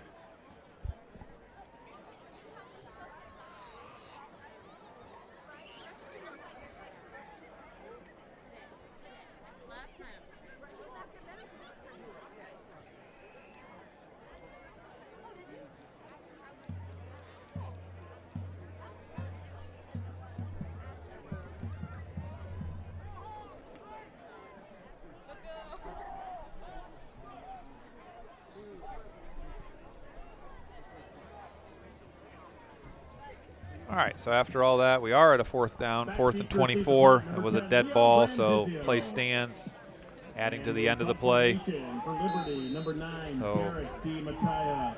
So punt here for Liberty. And Mattia is back there, and he's going to punt this. And a little better punt there. This is going to be fair caught at the 47-yard line by Leo. So 47-yard line. G-Men do have an opportunity here to score points, which is not what the Leopards wanted to do. They did not want to give the G-Men any opportunity to get more points on the board here in the opening half. So 1:35 to go here before half. G-Men are come out looking to pour it on. Leading 42-14 and looking for more. So we'll see what we have here. Got Keegan and Geddes in the backfield. Jesse coming in motion. Geddes is going to double hand off this to Leo. Leo's going to look to throw it back to Geddes. He's got Geddes down the sideline, and he just drops the ball. Just good pass there by Leo, trying to return the favor. So good. Number 7, Geddes, is incomplete. On the coverage, number 11, Jaden Taylor. 2nd down and 10 for the G-Men. So 2nd and 10 for the G-Men. Ball, nice ball there by Leo, just out of the reach of Eric. I do think that the Liberty kid grabbed his face mask there at the end and kind of turned Eric's head so he couldn't see it, but nice opportunity. So Geddes and Grace in the backfield together.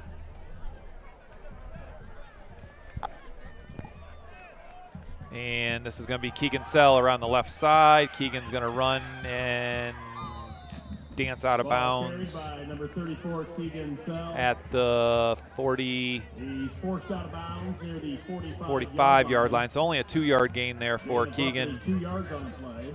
It'll be 3rd down and 8. 1:22 to go here in the half. G-Men lead 42-14. 3rd and 8 coming up for the G-Men.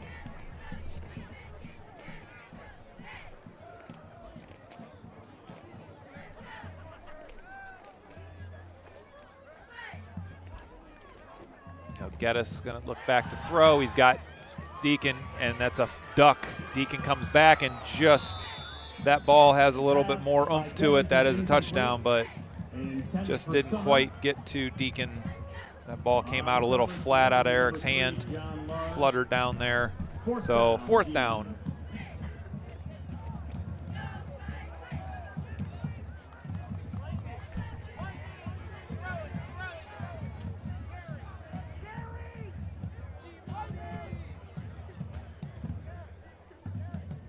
So let's see what Coach Mosier dials up here on 4th down, 4th and 8.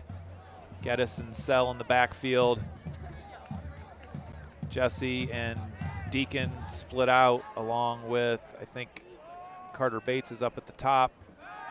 No, yes, he is. Screen pass to Keegan, and he drops it. So had the screen pass set up and just underthrew it. So turnover on downs here for the G-Men with 1:12 to go here. It'll be Liberty ball with 1 timeout at their own 45-yard line. So we're moving along pretty good, and we've just seemed to have hit a real lull in the game flow. So Liberty will line up with doubles formation. G-Men will play a shell defense, keeping everybody in front. Watson's going to get, oh, he just outruns Keegan. I thought he was going to get, thought Keegan had him. He's just gets back to the line of scrimmage. So I thought he was going to get sacked there, but he just outran Keegan there. So 50 seconds to go here. Clock's running as we approach halftime. Another pass, and he's running for his life again, and that's going to be another sack. This one by Jesse Grace. Number 13, Tyson Lawrence Watson, tackled for a loss by number 28, Jesse Grace. Again, he just has no time. Ball is spotted at the 35-yard line, 3rd down and long. So 23 seconds to go here before half. If I'm Liberty, I don't even run a play. I just go to half and eat it, because they're going to take this thing to half, it looks like. So that's going to be half. G-Men are going to go in with a comfortable 42-14 lead. Enjoy the halftime show.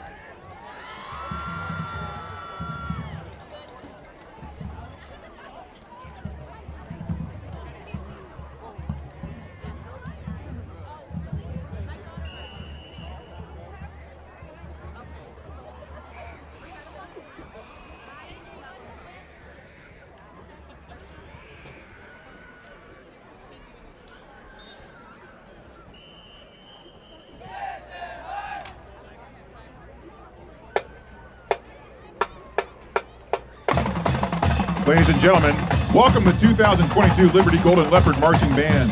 Under the field direction of drum majors Daryl Brown and Chelsea Shannon. Our first number is from the 1977 hit movie Rocky and features trumpet soloists Devin Grant and Luke Chandler. Here's Gonna Fly Now.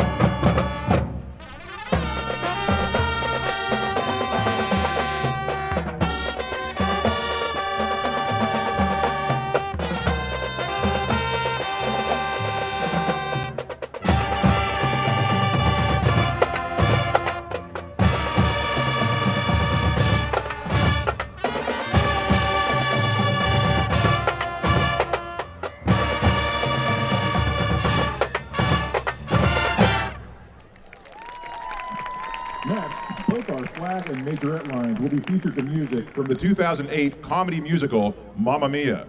Here is I Have a Dream and the theme song, Mamma Mia.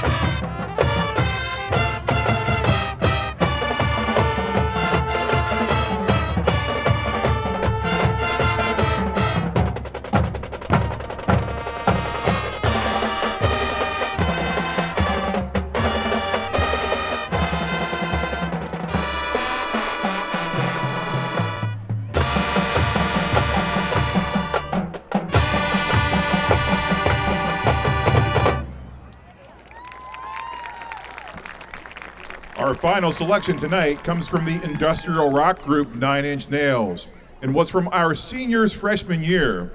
Here is The Hand That Feeds.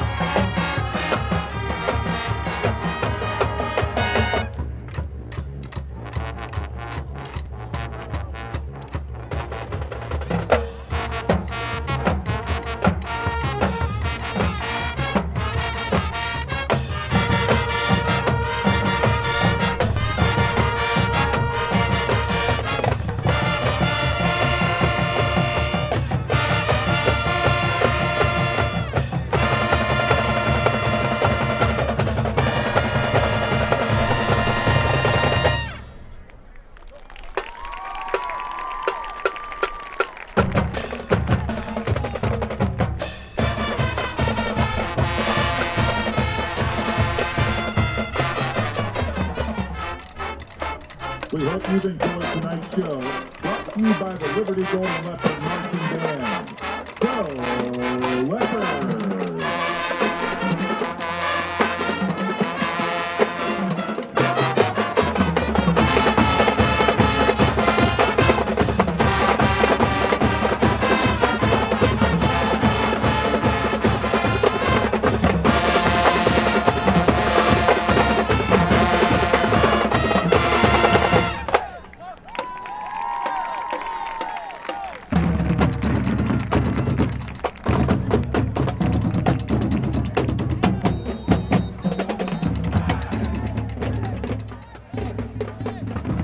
Led by Senior Band President Jack Grado, Drumline Captain Morgan Martin, and Flagline Captains Megan Schaefer and Mary Beth Kindlesbarger, James A. Garfield High School is proud to present the Pride of Garfield, the Garfield Marching Pride.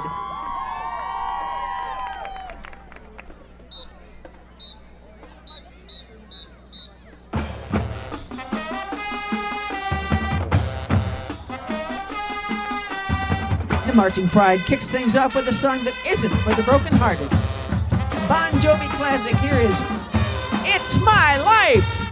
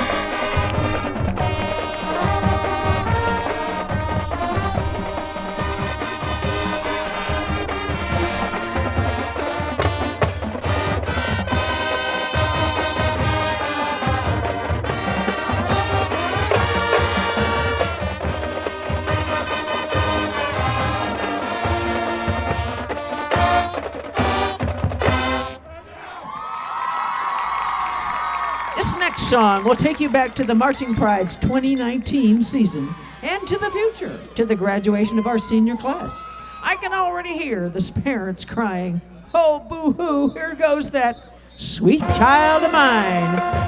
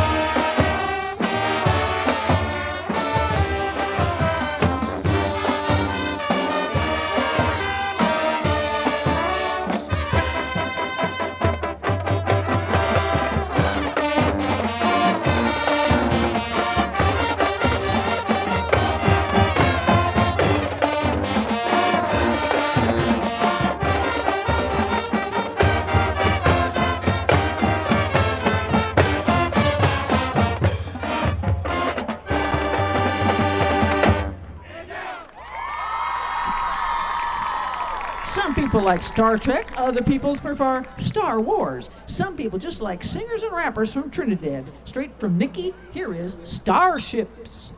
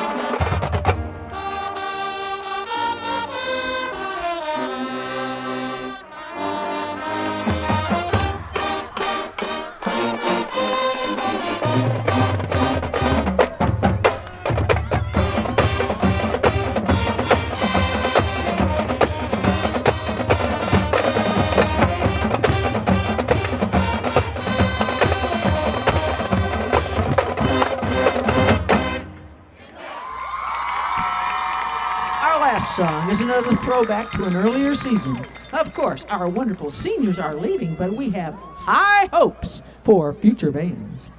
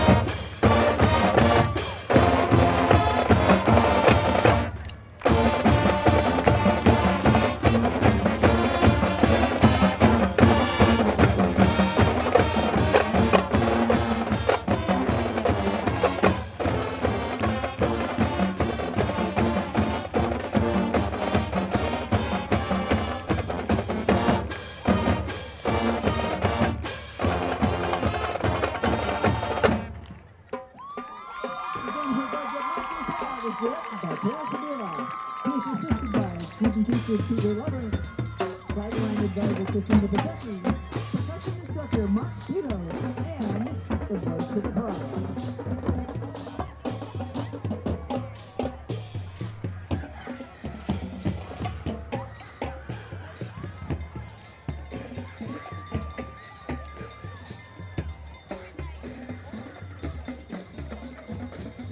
You still have time to hit the concession stand, folks. And when we get a chance, you might thank the Chain Gang, Gene Simplak, Don Burrows, Phil Britton, that their volunteers are being recruited for the future. So if you're interested in being a Chain Gang member, sign up. See the athletic director, Mr. Flager.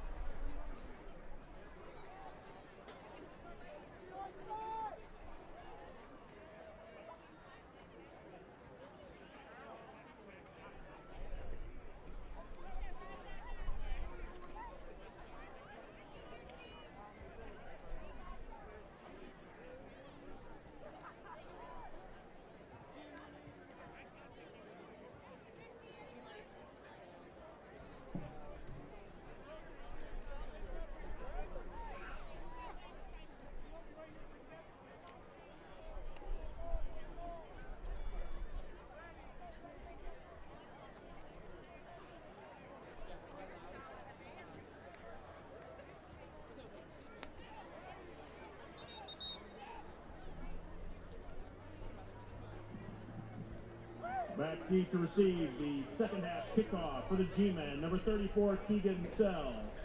All right, welcome back for the second half.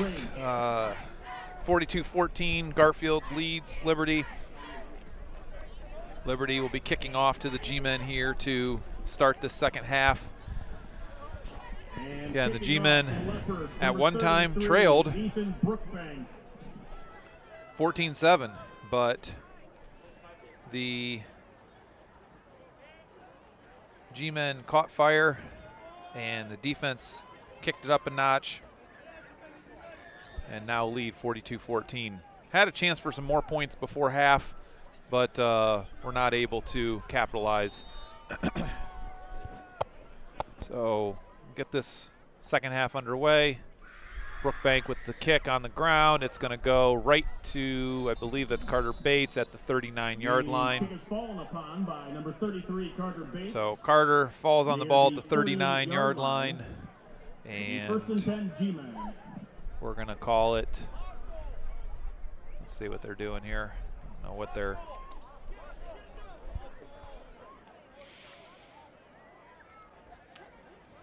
okay, well, apparently we're going to mark it up at the 42-yard line. So 42-yard line, 1st and 10 for the G-men as we get things underway here in the second half. Jesse Grace around the right side, bounces it out to the left across the 50. Looks like he's going to be inside Leopards territory. Looks like we're going to give him 10 on that. So 10-yard gain for the G-men. No, we're going to go 9. We got people figuring this out here. So we do have a injury of some sort, it looks like, for Liberty. So we got an injury timeout.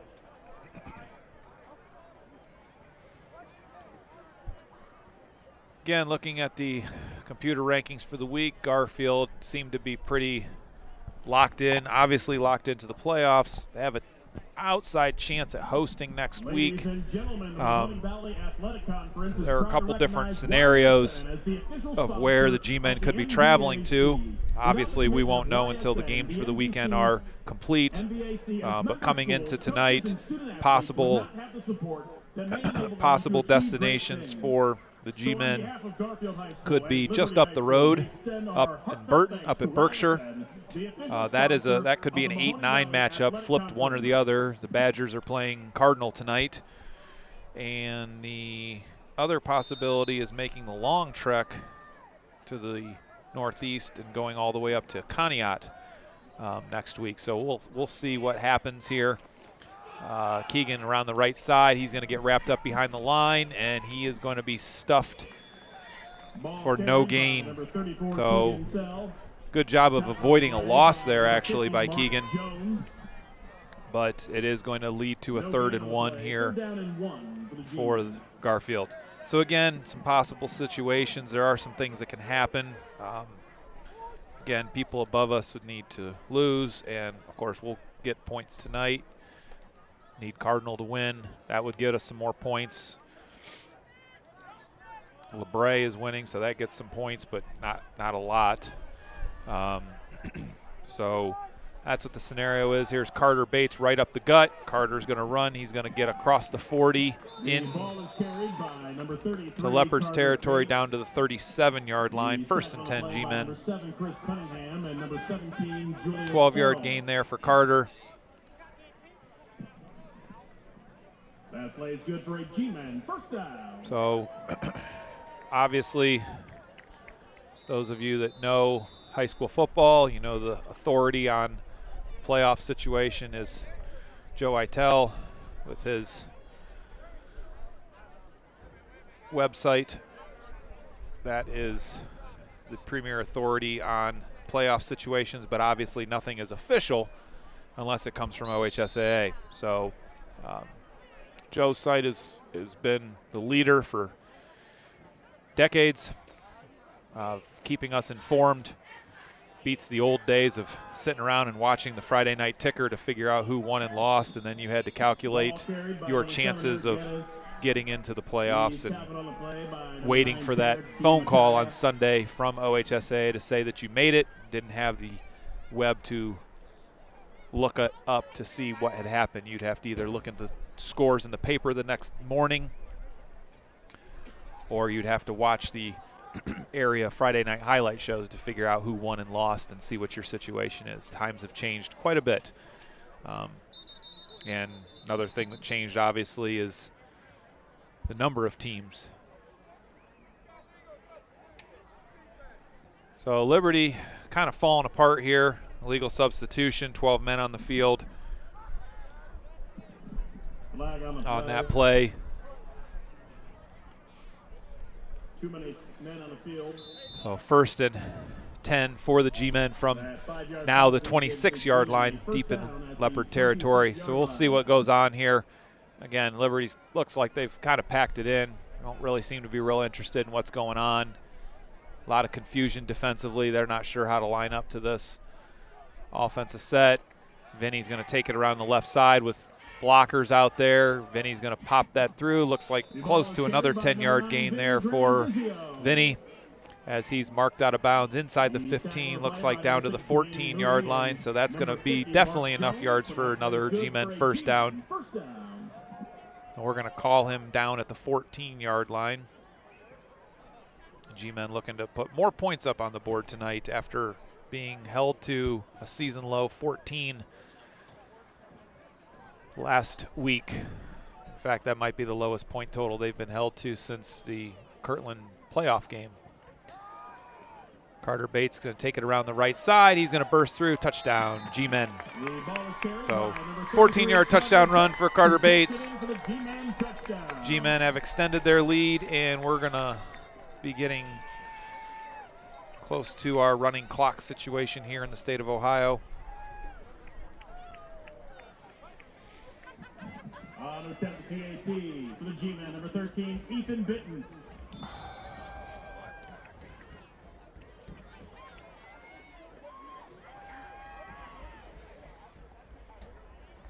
So Ethan's kick is up, and it is good. So 8:53 to go here. G-men now lead 49-14. We'll be under running clock here after this kickoff, I believe.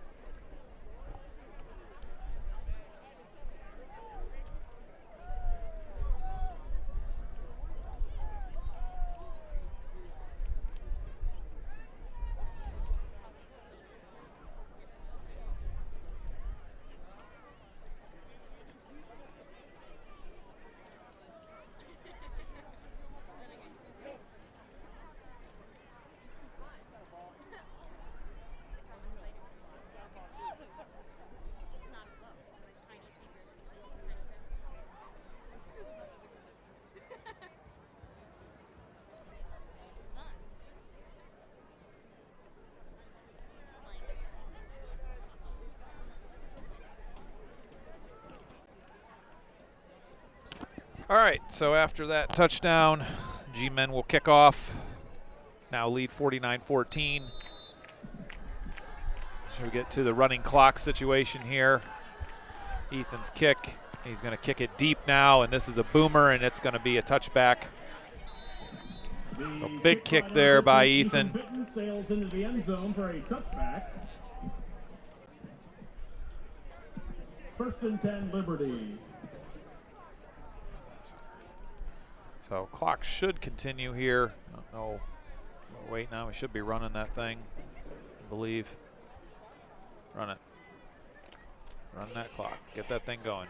There we go. So once that ball's put in play, we're going to see that thing moving.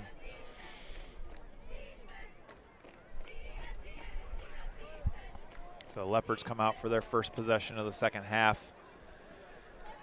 Again, definitely body language tells you kind of the situation right now. Kind of disinterested. Quarterback's going to try to throw a little flare pass that's incomplete. The pass by number 13, Tyson Lawrence Watson, is incomplete. 2nd down, Liberty.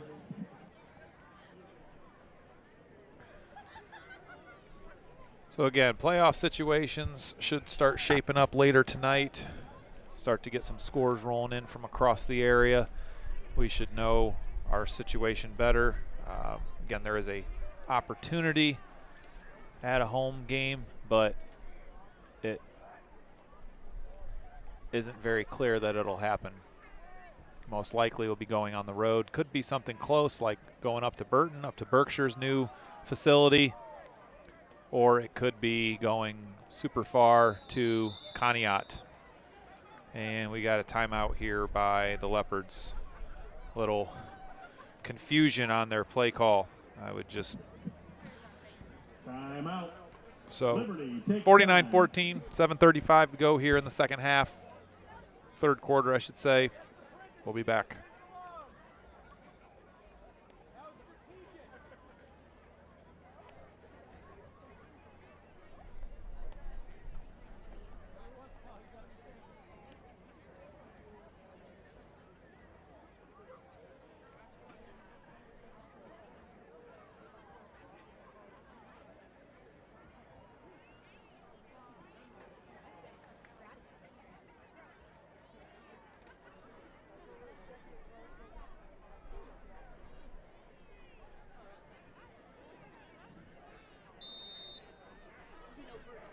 All right, so coming back here, 2nd and 10.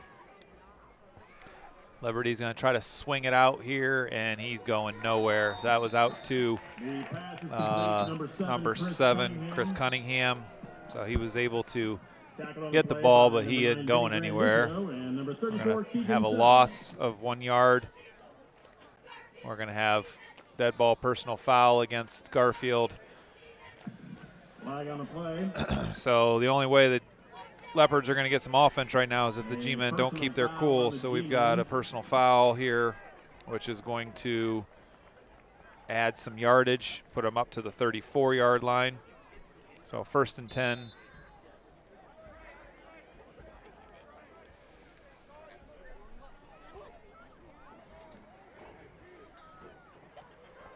So Leopards, again, quick sprint out here for Watson, and he's going to get sacked. He's going to get sacked way behind the line, all the way back to the 21-yard line. Number 13, Tyson Lawrence Watson. So huge loss there for the Leopards. By number 77, Gary Stefko.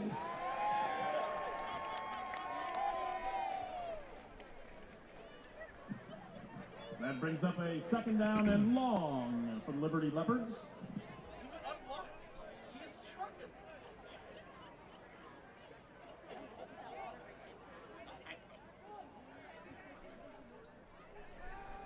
Looking, trying to find some scores.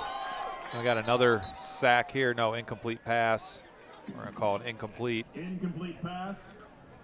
Yeah, not 3rd down. not a lot to see here. Looking, trying to find some scores in the area. Cardinal Berkshire score, we have nothing to see to report.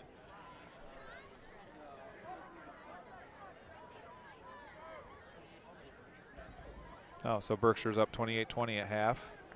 Nobody on Max Preps is reporting it, so it's hard to find that one.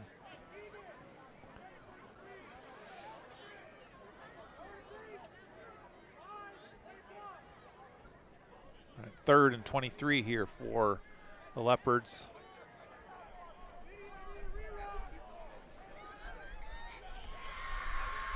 And nice run there by that's number 9. By number 9, Derek DiMatteo. The punter there, DiMatteo with the nice little run up near the 30-yard line, and now after that run, he's got to punt the ball. So G-men were able to hold there. G-men making some substitutions. Making some substitutions here. And we have a bat flying around out there. That's kind of interesting. Batman said, oh, don't fall down, kick the ball, dude. Oh, we're going to run. We're going to have a little run here, and he's going nowhere. Definitely the wheels have fallen off here for Liberty. It is hard to watch, honestly. This is hard to watch. DiMatteo is tackled on the play by number 28, Jesse Grace. The Leopards turn the ball So over. the Leopards turn the ball over on downs It'll be first inside and their 10 own for G-Men at territory, back to the 24-yard line. G-men are going to take over, send in a couple reserves, but starting backfield still out there. It's like I think Vinny and Jesse are in the backfield. And Vinny's going to take this run around the right side, right up the middle. He's going to get decked, not before he crosses the 15-yard line, though. He's tackled on the play by number 11. And mark him right at the 15-yard line, so just short of a first down, 9-yard gain here. 3:45, clock rolling, third quarter.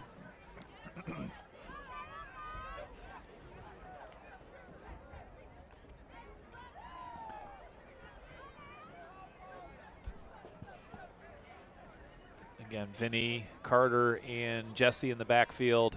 This is going to be Vinny. He's going to pitch it out to Jesse. Jesse around, trying to get around the right side. He gets strung out, and no gain. No gain there for Jesse on that run. Liberty did a nice job of stringing that play out. Number 28, Jesse Grace. 3rd and 1 still for the G-men after that run by Jesse. He's tackled on the play by a prowl of Leopards.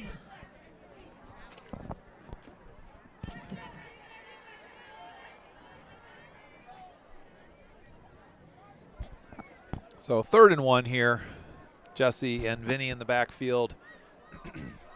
Jesse's going to take this, hand it up to Deacon underneath. He's going to butt around the right side. He's going to cut it right up. Touchdown. Deacon's third touchdown of the night for Deacon Summer. 15-yard touchdown run there for Deacon. 2:41 to go here in the third quarter. G-men extend their lead 55-14. On attempt PAT for the G-men, number 13, Ethan Bittens. So Ethan will look to kick another extra point here.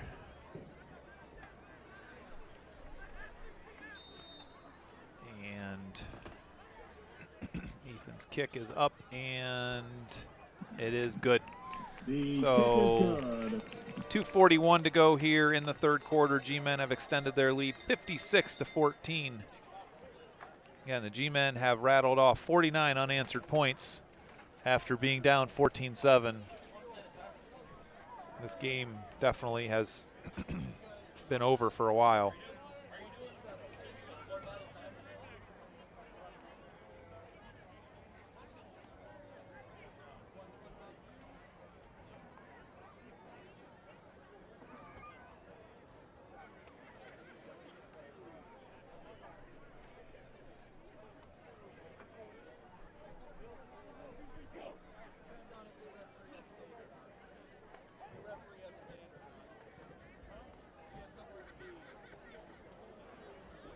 All right, so lining up for the kickoff, Ethan will get things teed up here. And Liberty's looking like they just ready to get on the bus and go home.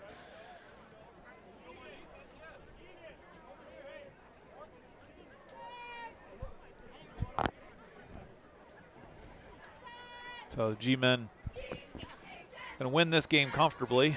Just going to be a question of what the final points are going to be. Bittens lines up to kick. Last one, he boomed through the end zone for a touchback. This one, he's going to slip and fall, goes right down the middle. This one's going to get taken by Cunningham at the 20-yard line. He's around the right side, and that kid's got some speed. So good run there by Chris Cunningham. By number 7, Chris Cunningham. He's tackled on the play by and he gets up to, looks like the 40-yard line. So a nice 20-yard return there for Cunningham.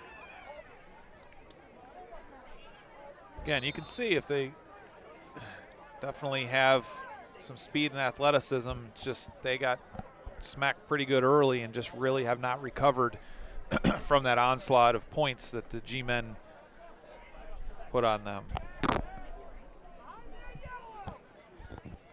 So quick pass, different quarterback in. DiMatteo at quarterback now. The pass is incomplete, second down. So incomplete pass by new quarterback in. That is Derek DiMatteo, who's been playing tight end most of the game. He's also been handling the punting duties.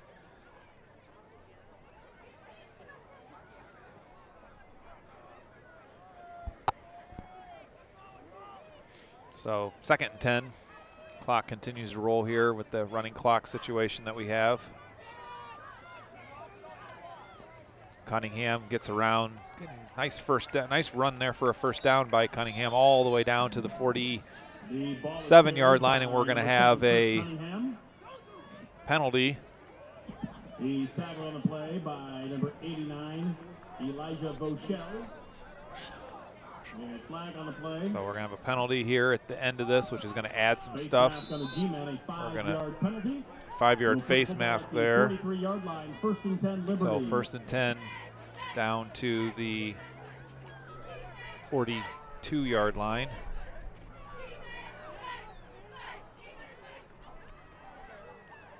Tay is going to take this round. He's got guys deep, and that ball is going to fall incomplete.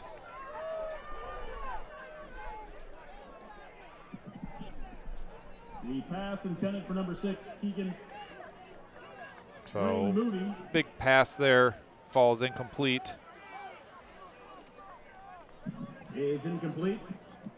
As we're approaching the end of this quarter, 2nd and 10 here for the Leopards.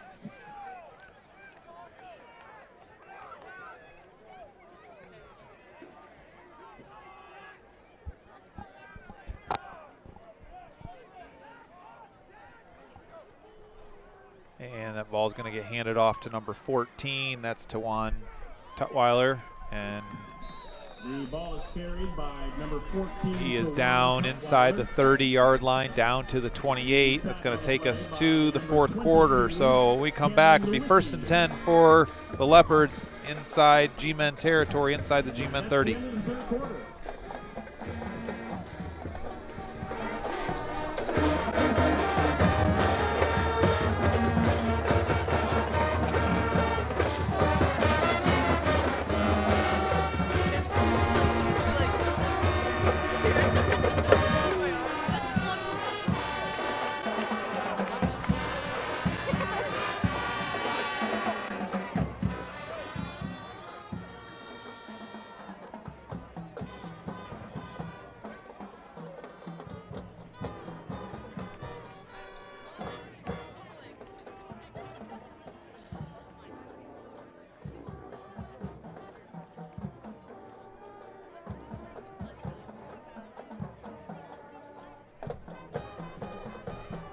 All right, so as we change sides at the end of that quarter, G-Men continue to lead 56-14.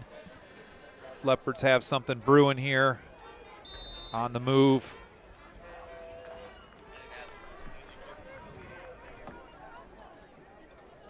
G-Men have made mass substitutions defensively.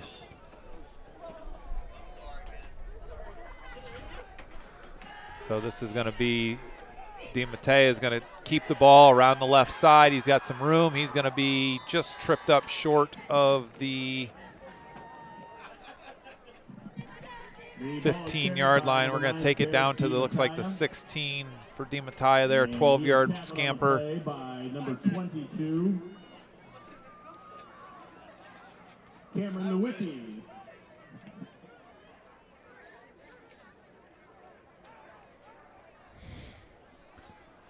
DiMattei is going to hand that off to number 3. That is John Lard again with a short little gain. He is going to be inside the 15-yard line down to the 14-yard line. So 2nd and 8 here. 10:45 to go here in the quarter, in the game. G-Men lead 56-14. Ty is going to throw that ball out, complete to, I believe that was to Moody. And Moody steps out of bounds at the 4. 1st and goal for the Leopards from the 4-yard line. Goal situation at the 4-yard line. Lard's going to take the ball. He's going to power through. He's going to be short. The ball is carried by number 3, John Lard. Call him down at the 1. He's tackled on the play by number 71, Cameron Clemens. So second goal from the 1 for the Leopards. And DiMattai is going to keep this himself, and he's going to scamper in for the Leopards touchdown. Ladies and gentlemen, the winning 50-50 raffle ticket has been drawn.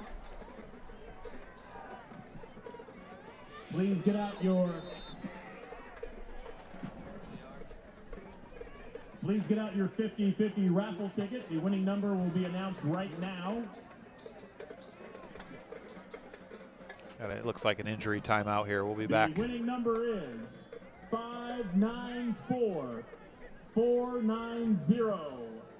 Once again, the winning 50-50 raffle ticket number is 594490.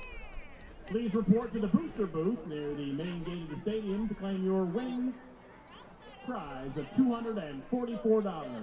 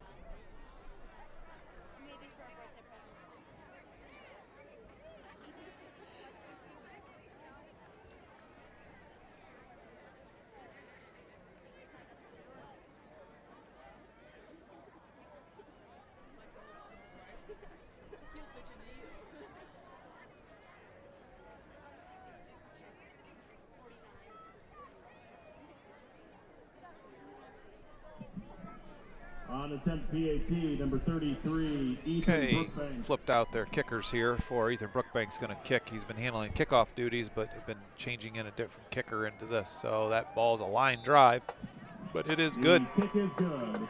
So 9:43 to go here in the fourth quarter. G-Men lead 56-21.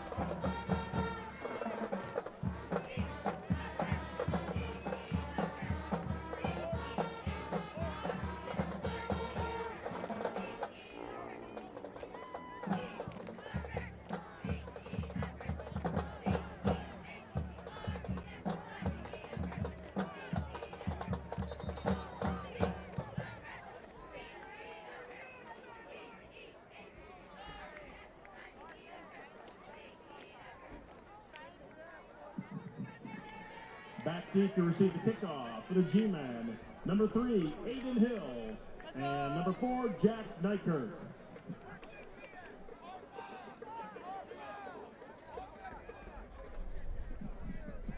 And kicking off for the Leopards, number 33, Ethan Brookbank. All right, so Leopards lining up to kick here. Brookbank going to handle kickoff duties. Substitutions on the G-Men side. Brookbank dribbles that one into no man's land. Cade Rock tries to fall on it and ends up falling on it at the 26, 27 yard line, looks like. Call it 20. So I call it the 27 there for Cade.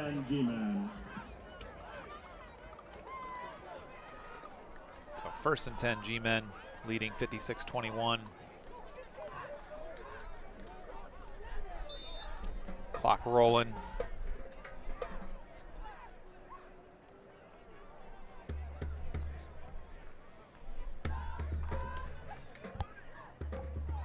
G-men line up. A couple new bodies in the backfield. Nykirk in the backfield. Jack's going to take this round right side. He isn't really going anywhere there. Ball carried by number 4, Jack Nykirk. So good run there for Jack. Good hard run there. Going to give him a yard. And number 50, Mark Jones. Or are they going to give him no yards? Yeah, they're going to give him nothing on that play. So 2nd and 10. Again, we should know later today, possibly later tonight, I should say, playoff situations. Berkshire's up. So there's a chance we could be traveling up the road to Burton or up to the northeast and heading near Pennsylvania to Conneaut. Those are not the only 2 options, but that's kind of what the projections say. Jack again trying to take the run around the left side. Got penalty thrown in here. We're going to call this a chop block against the Leopards.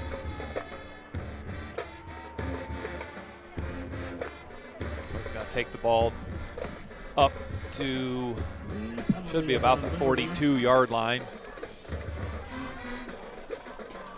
See where they're going to mark this. They're going to mark it to the 38-yard line. So that's going to give the G-men a first down.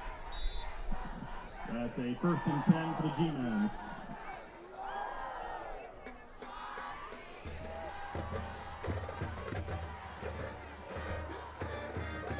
Cade Rock with the ball, tries to get around the side. He's going nowhere as well. Ball carried by number 2, Cade Rock. Noted that G-men have made pretty mass substitutions. Leopards haven't really made many substitutions. So Cade's going to lose 2 yards on that one. We're going to make him only lose 1, I think. Yeah, it looks like just 1 yard loss here. So 2nd and 11 as we approach 7 minutes to go in the game.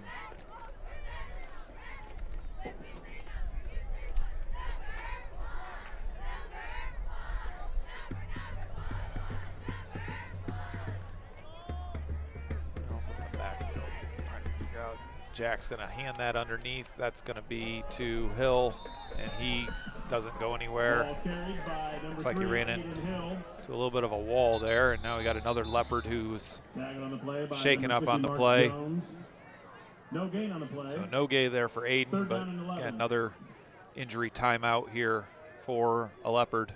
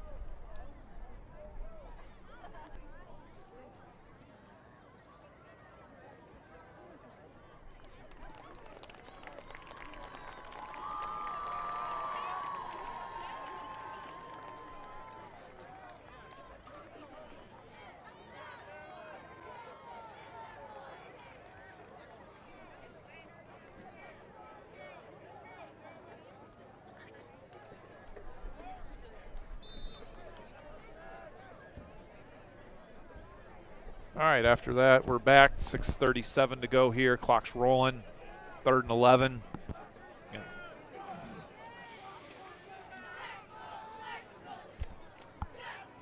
G-men have made quite a few substitutions. Nykirk's going to sprint out to the right. He's got Aiden, and that ball is almost intercepted, though. He got hit right as soon as he tried to throw it.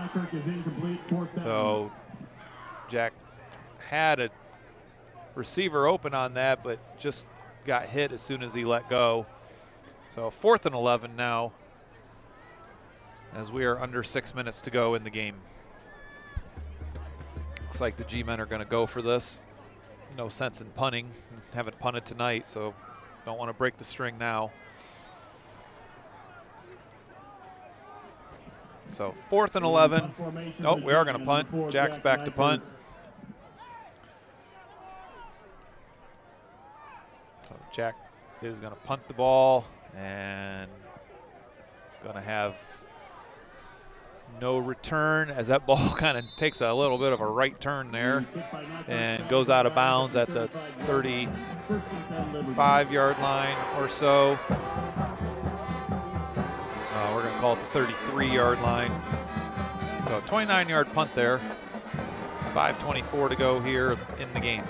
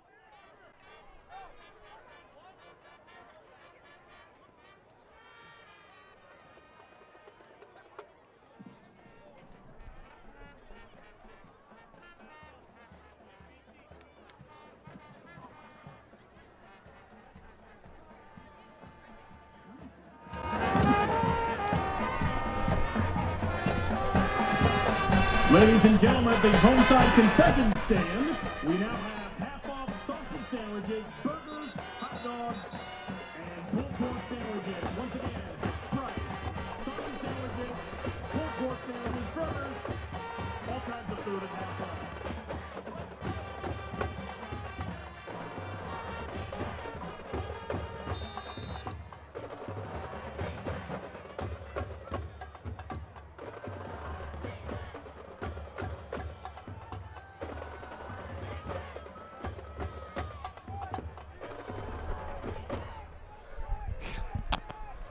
So looks like Watson back in at quarterback there, handing off to number 20, new running back there, Shamir Franklin. So Franklin up across the 35 to the 36-yard line.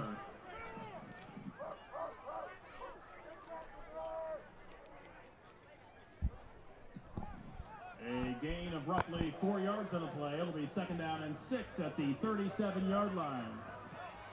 So again, we should know later on this evening, Berkshire is way up on Cardinal right now, so they're not going to move down at all in the playoffs. Obviously, Cardinal is an opponent we beat, so we're not getting any points there. LeBray is up on Campbell, so that gives us some points. Not sure the other league score. Liberty will give us some points. Not a lot, but it will give us some points for their 4 wins. The ball is carried by number 22. Lawrence Watson there on the run up to, looks like the 44-yard line. Maybe they're going to mark him at the, yep, they're going to, so they're going to call it the 44-yard line. He steps out of bounds near the 44-yard line, 1st and 10. So depending on who loses above us is the only way things are going to move. I don't think we're going to move up much, but again, it could be a 10 and go to Conneaut. It could be a 9, go to Berkshire. Running the ball there, number 20 again. The ball carried by number 20, Shamir Franklin up near the 50-yard line. Going to put it right at the 50, in fact. 50-yard line, 2nd down and 5. So we're winding down here. Again, if this game, playoff game, is on the road, obviously we will not have a stream for you unless the other team has a stream, but we will not provide the stream. If it is home, there's a possibility. Just depends if we're home or not. So could be the last football stream of the year. Handoff, and Franklin is trying to get around the corner, and he ends up looking like he was going to lose 10, and he gets 5. So nice run there by Franklin up to the 45-yard line. By number 89, Elijah Bochelle.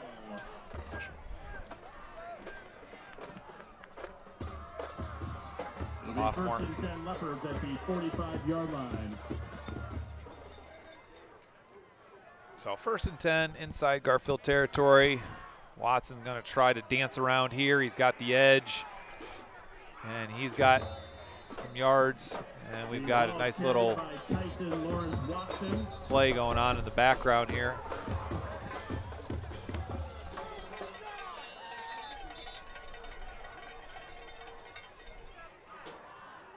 So this is going to be, Watson's going to get the ball to the 39-yard line, but then we're going to have a personal foul On the G-men. added to the end of this.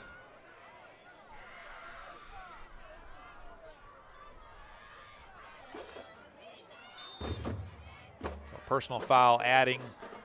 Going to take this down inside the 25, down to the 24-yard line. Liberty on the move. 1:35 to go here in the game, looking to try to pump in one more touchdown. Again, Franklin again with the carry, and he's going to get wrapped up. Carried by number 20, Shamir Franklin. He's tapped on the play by number Ball 86, inside the Colton Miller. 25 down to the 22-yard line. 2nd 8.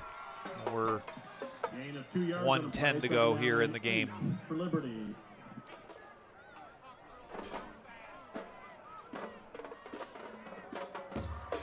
Watson's going to keep the ball again.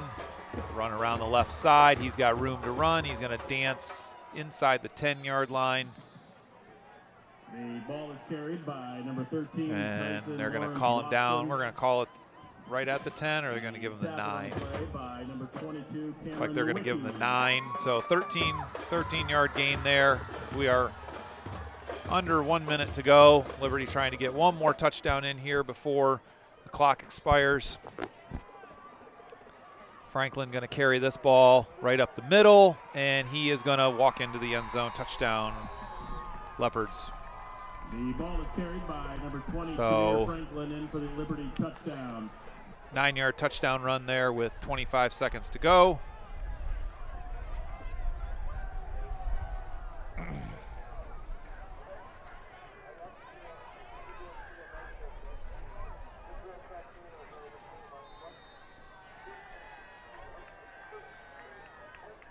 And the extra point, or they're going to go for 2 here, it looks like. Looks like Liberty's going to go for 2.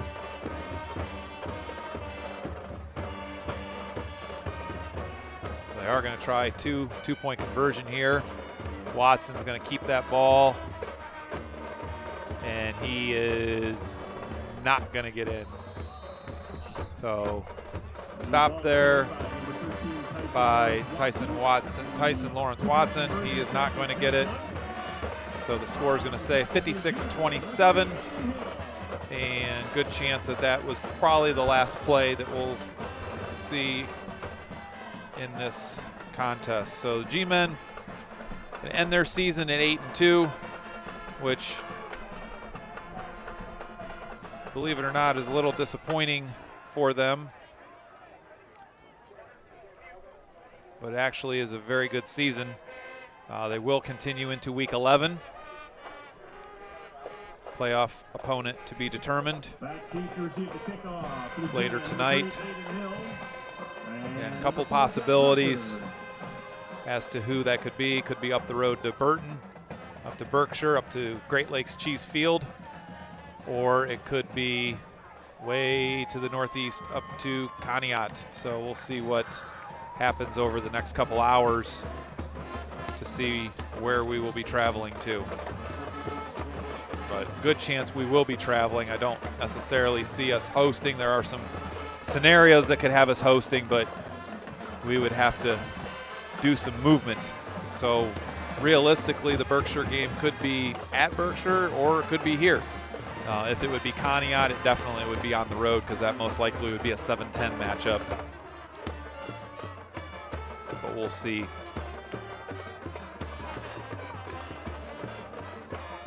And last I saw, Berkshire was up big on Cardinal. So last kickoff here. Into that one, and Will Simon takes that ball at the 30-yard line, tries to get around the right side, and that's going to get knocked out of bounds at the 17. Number 14, William Simon.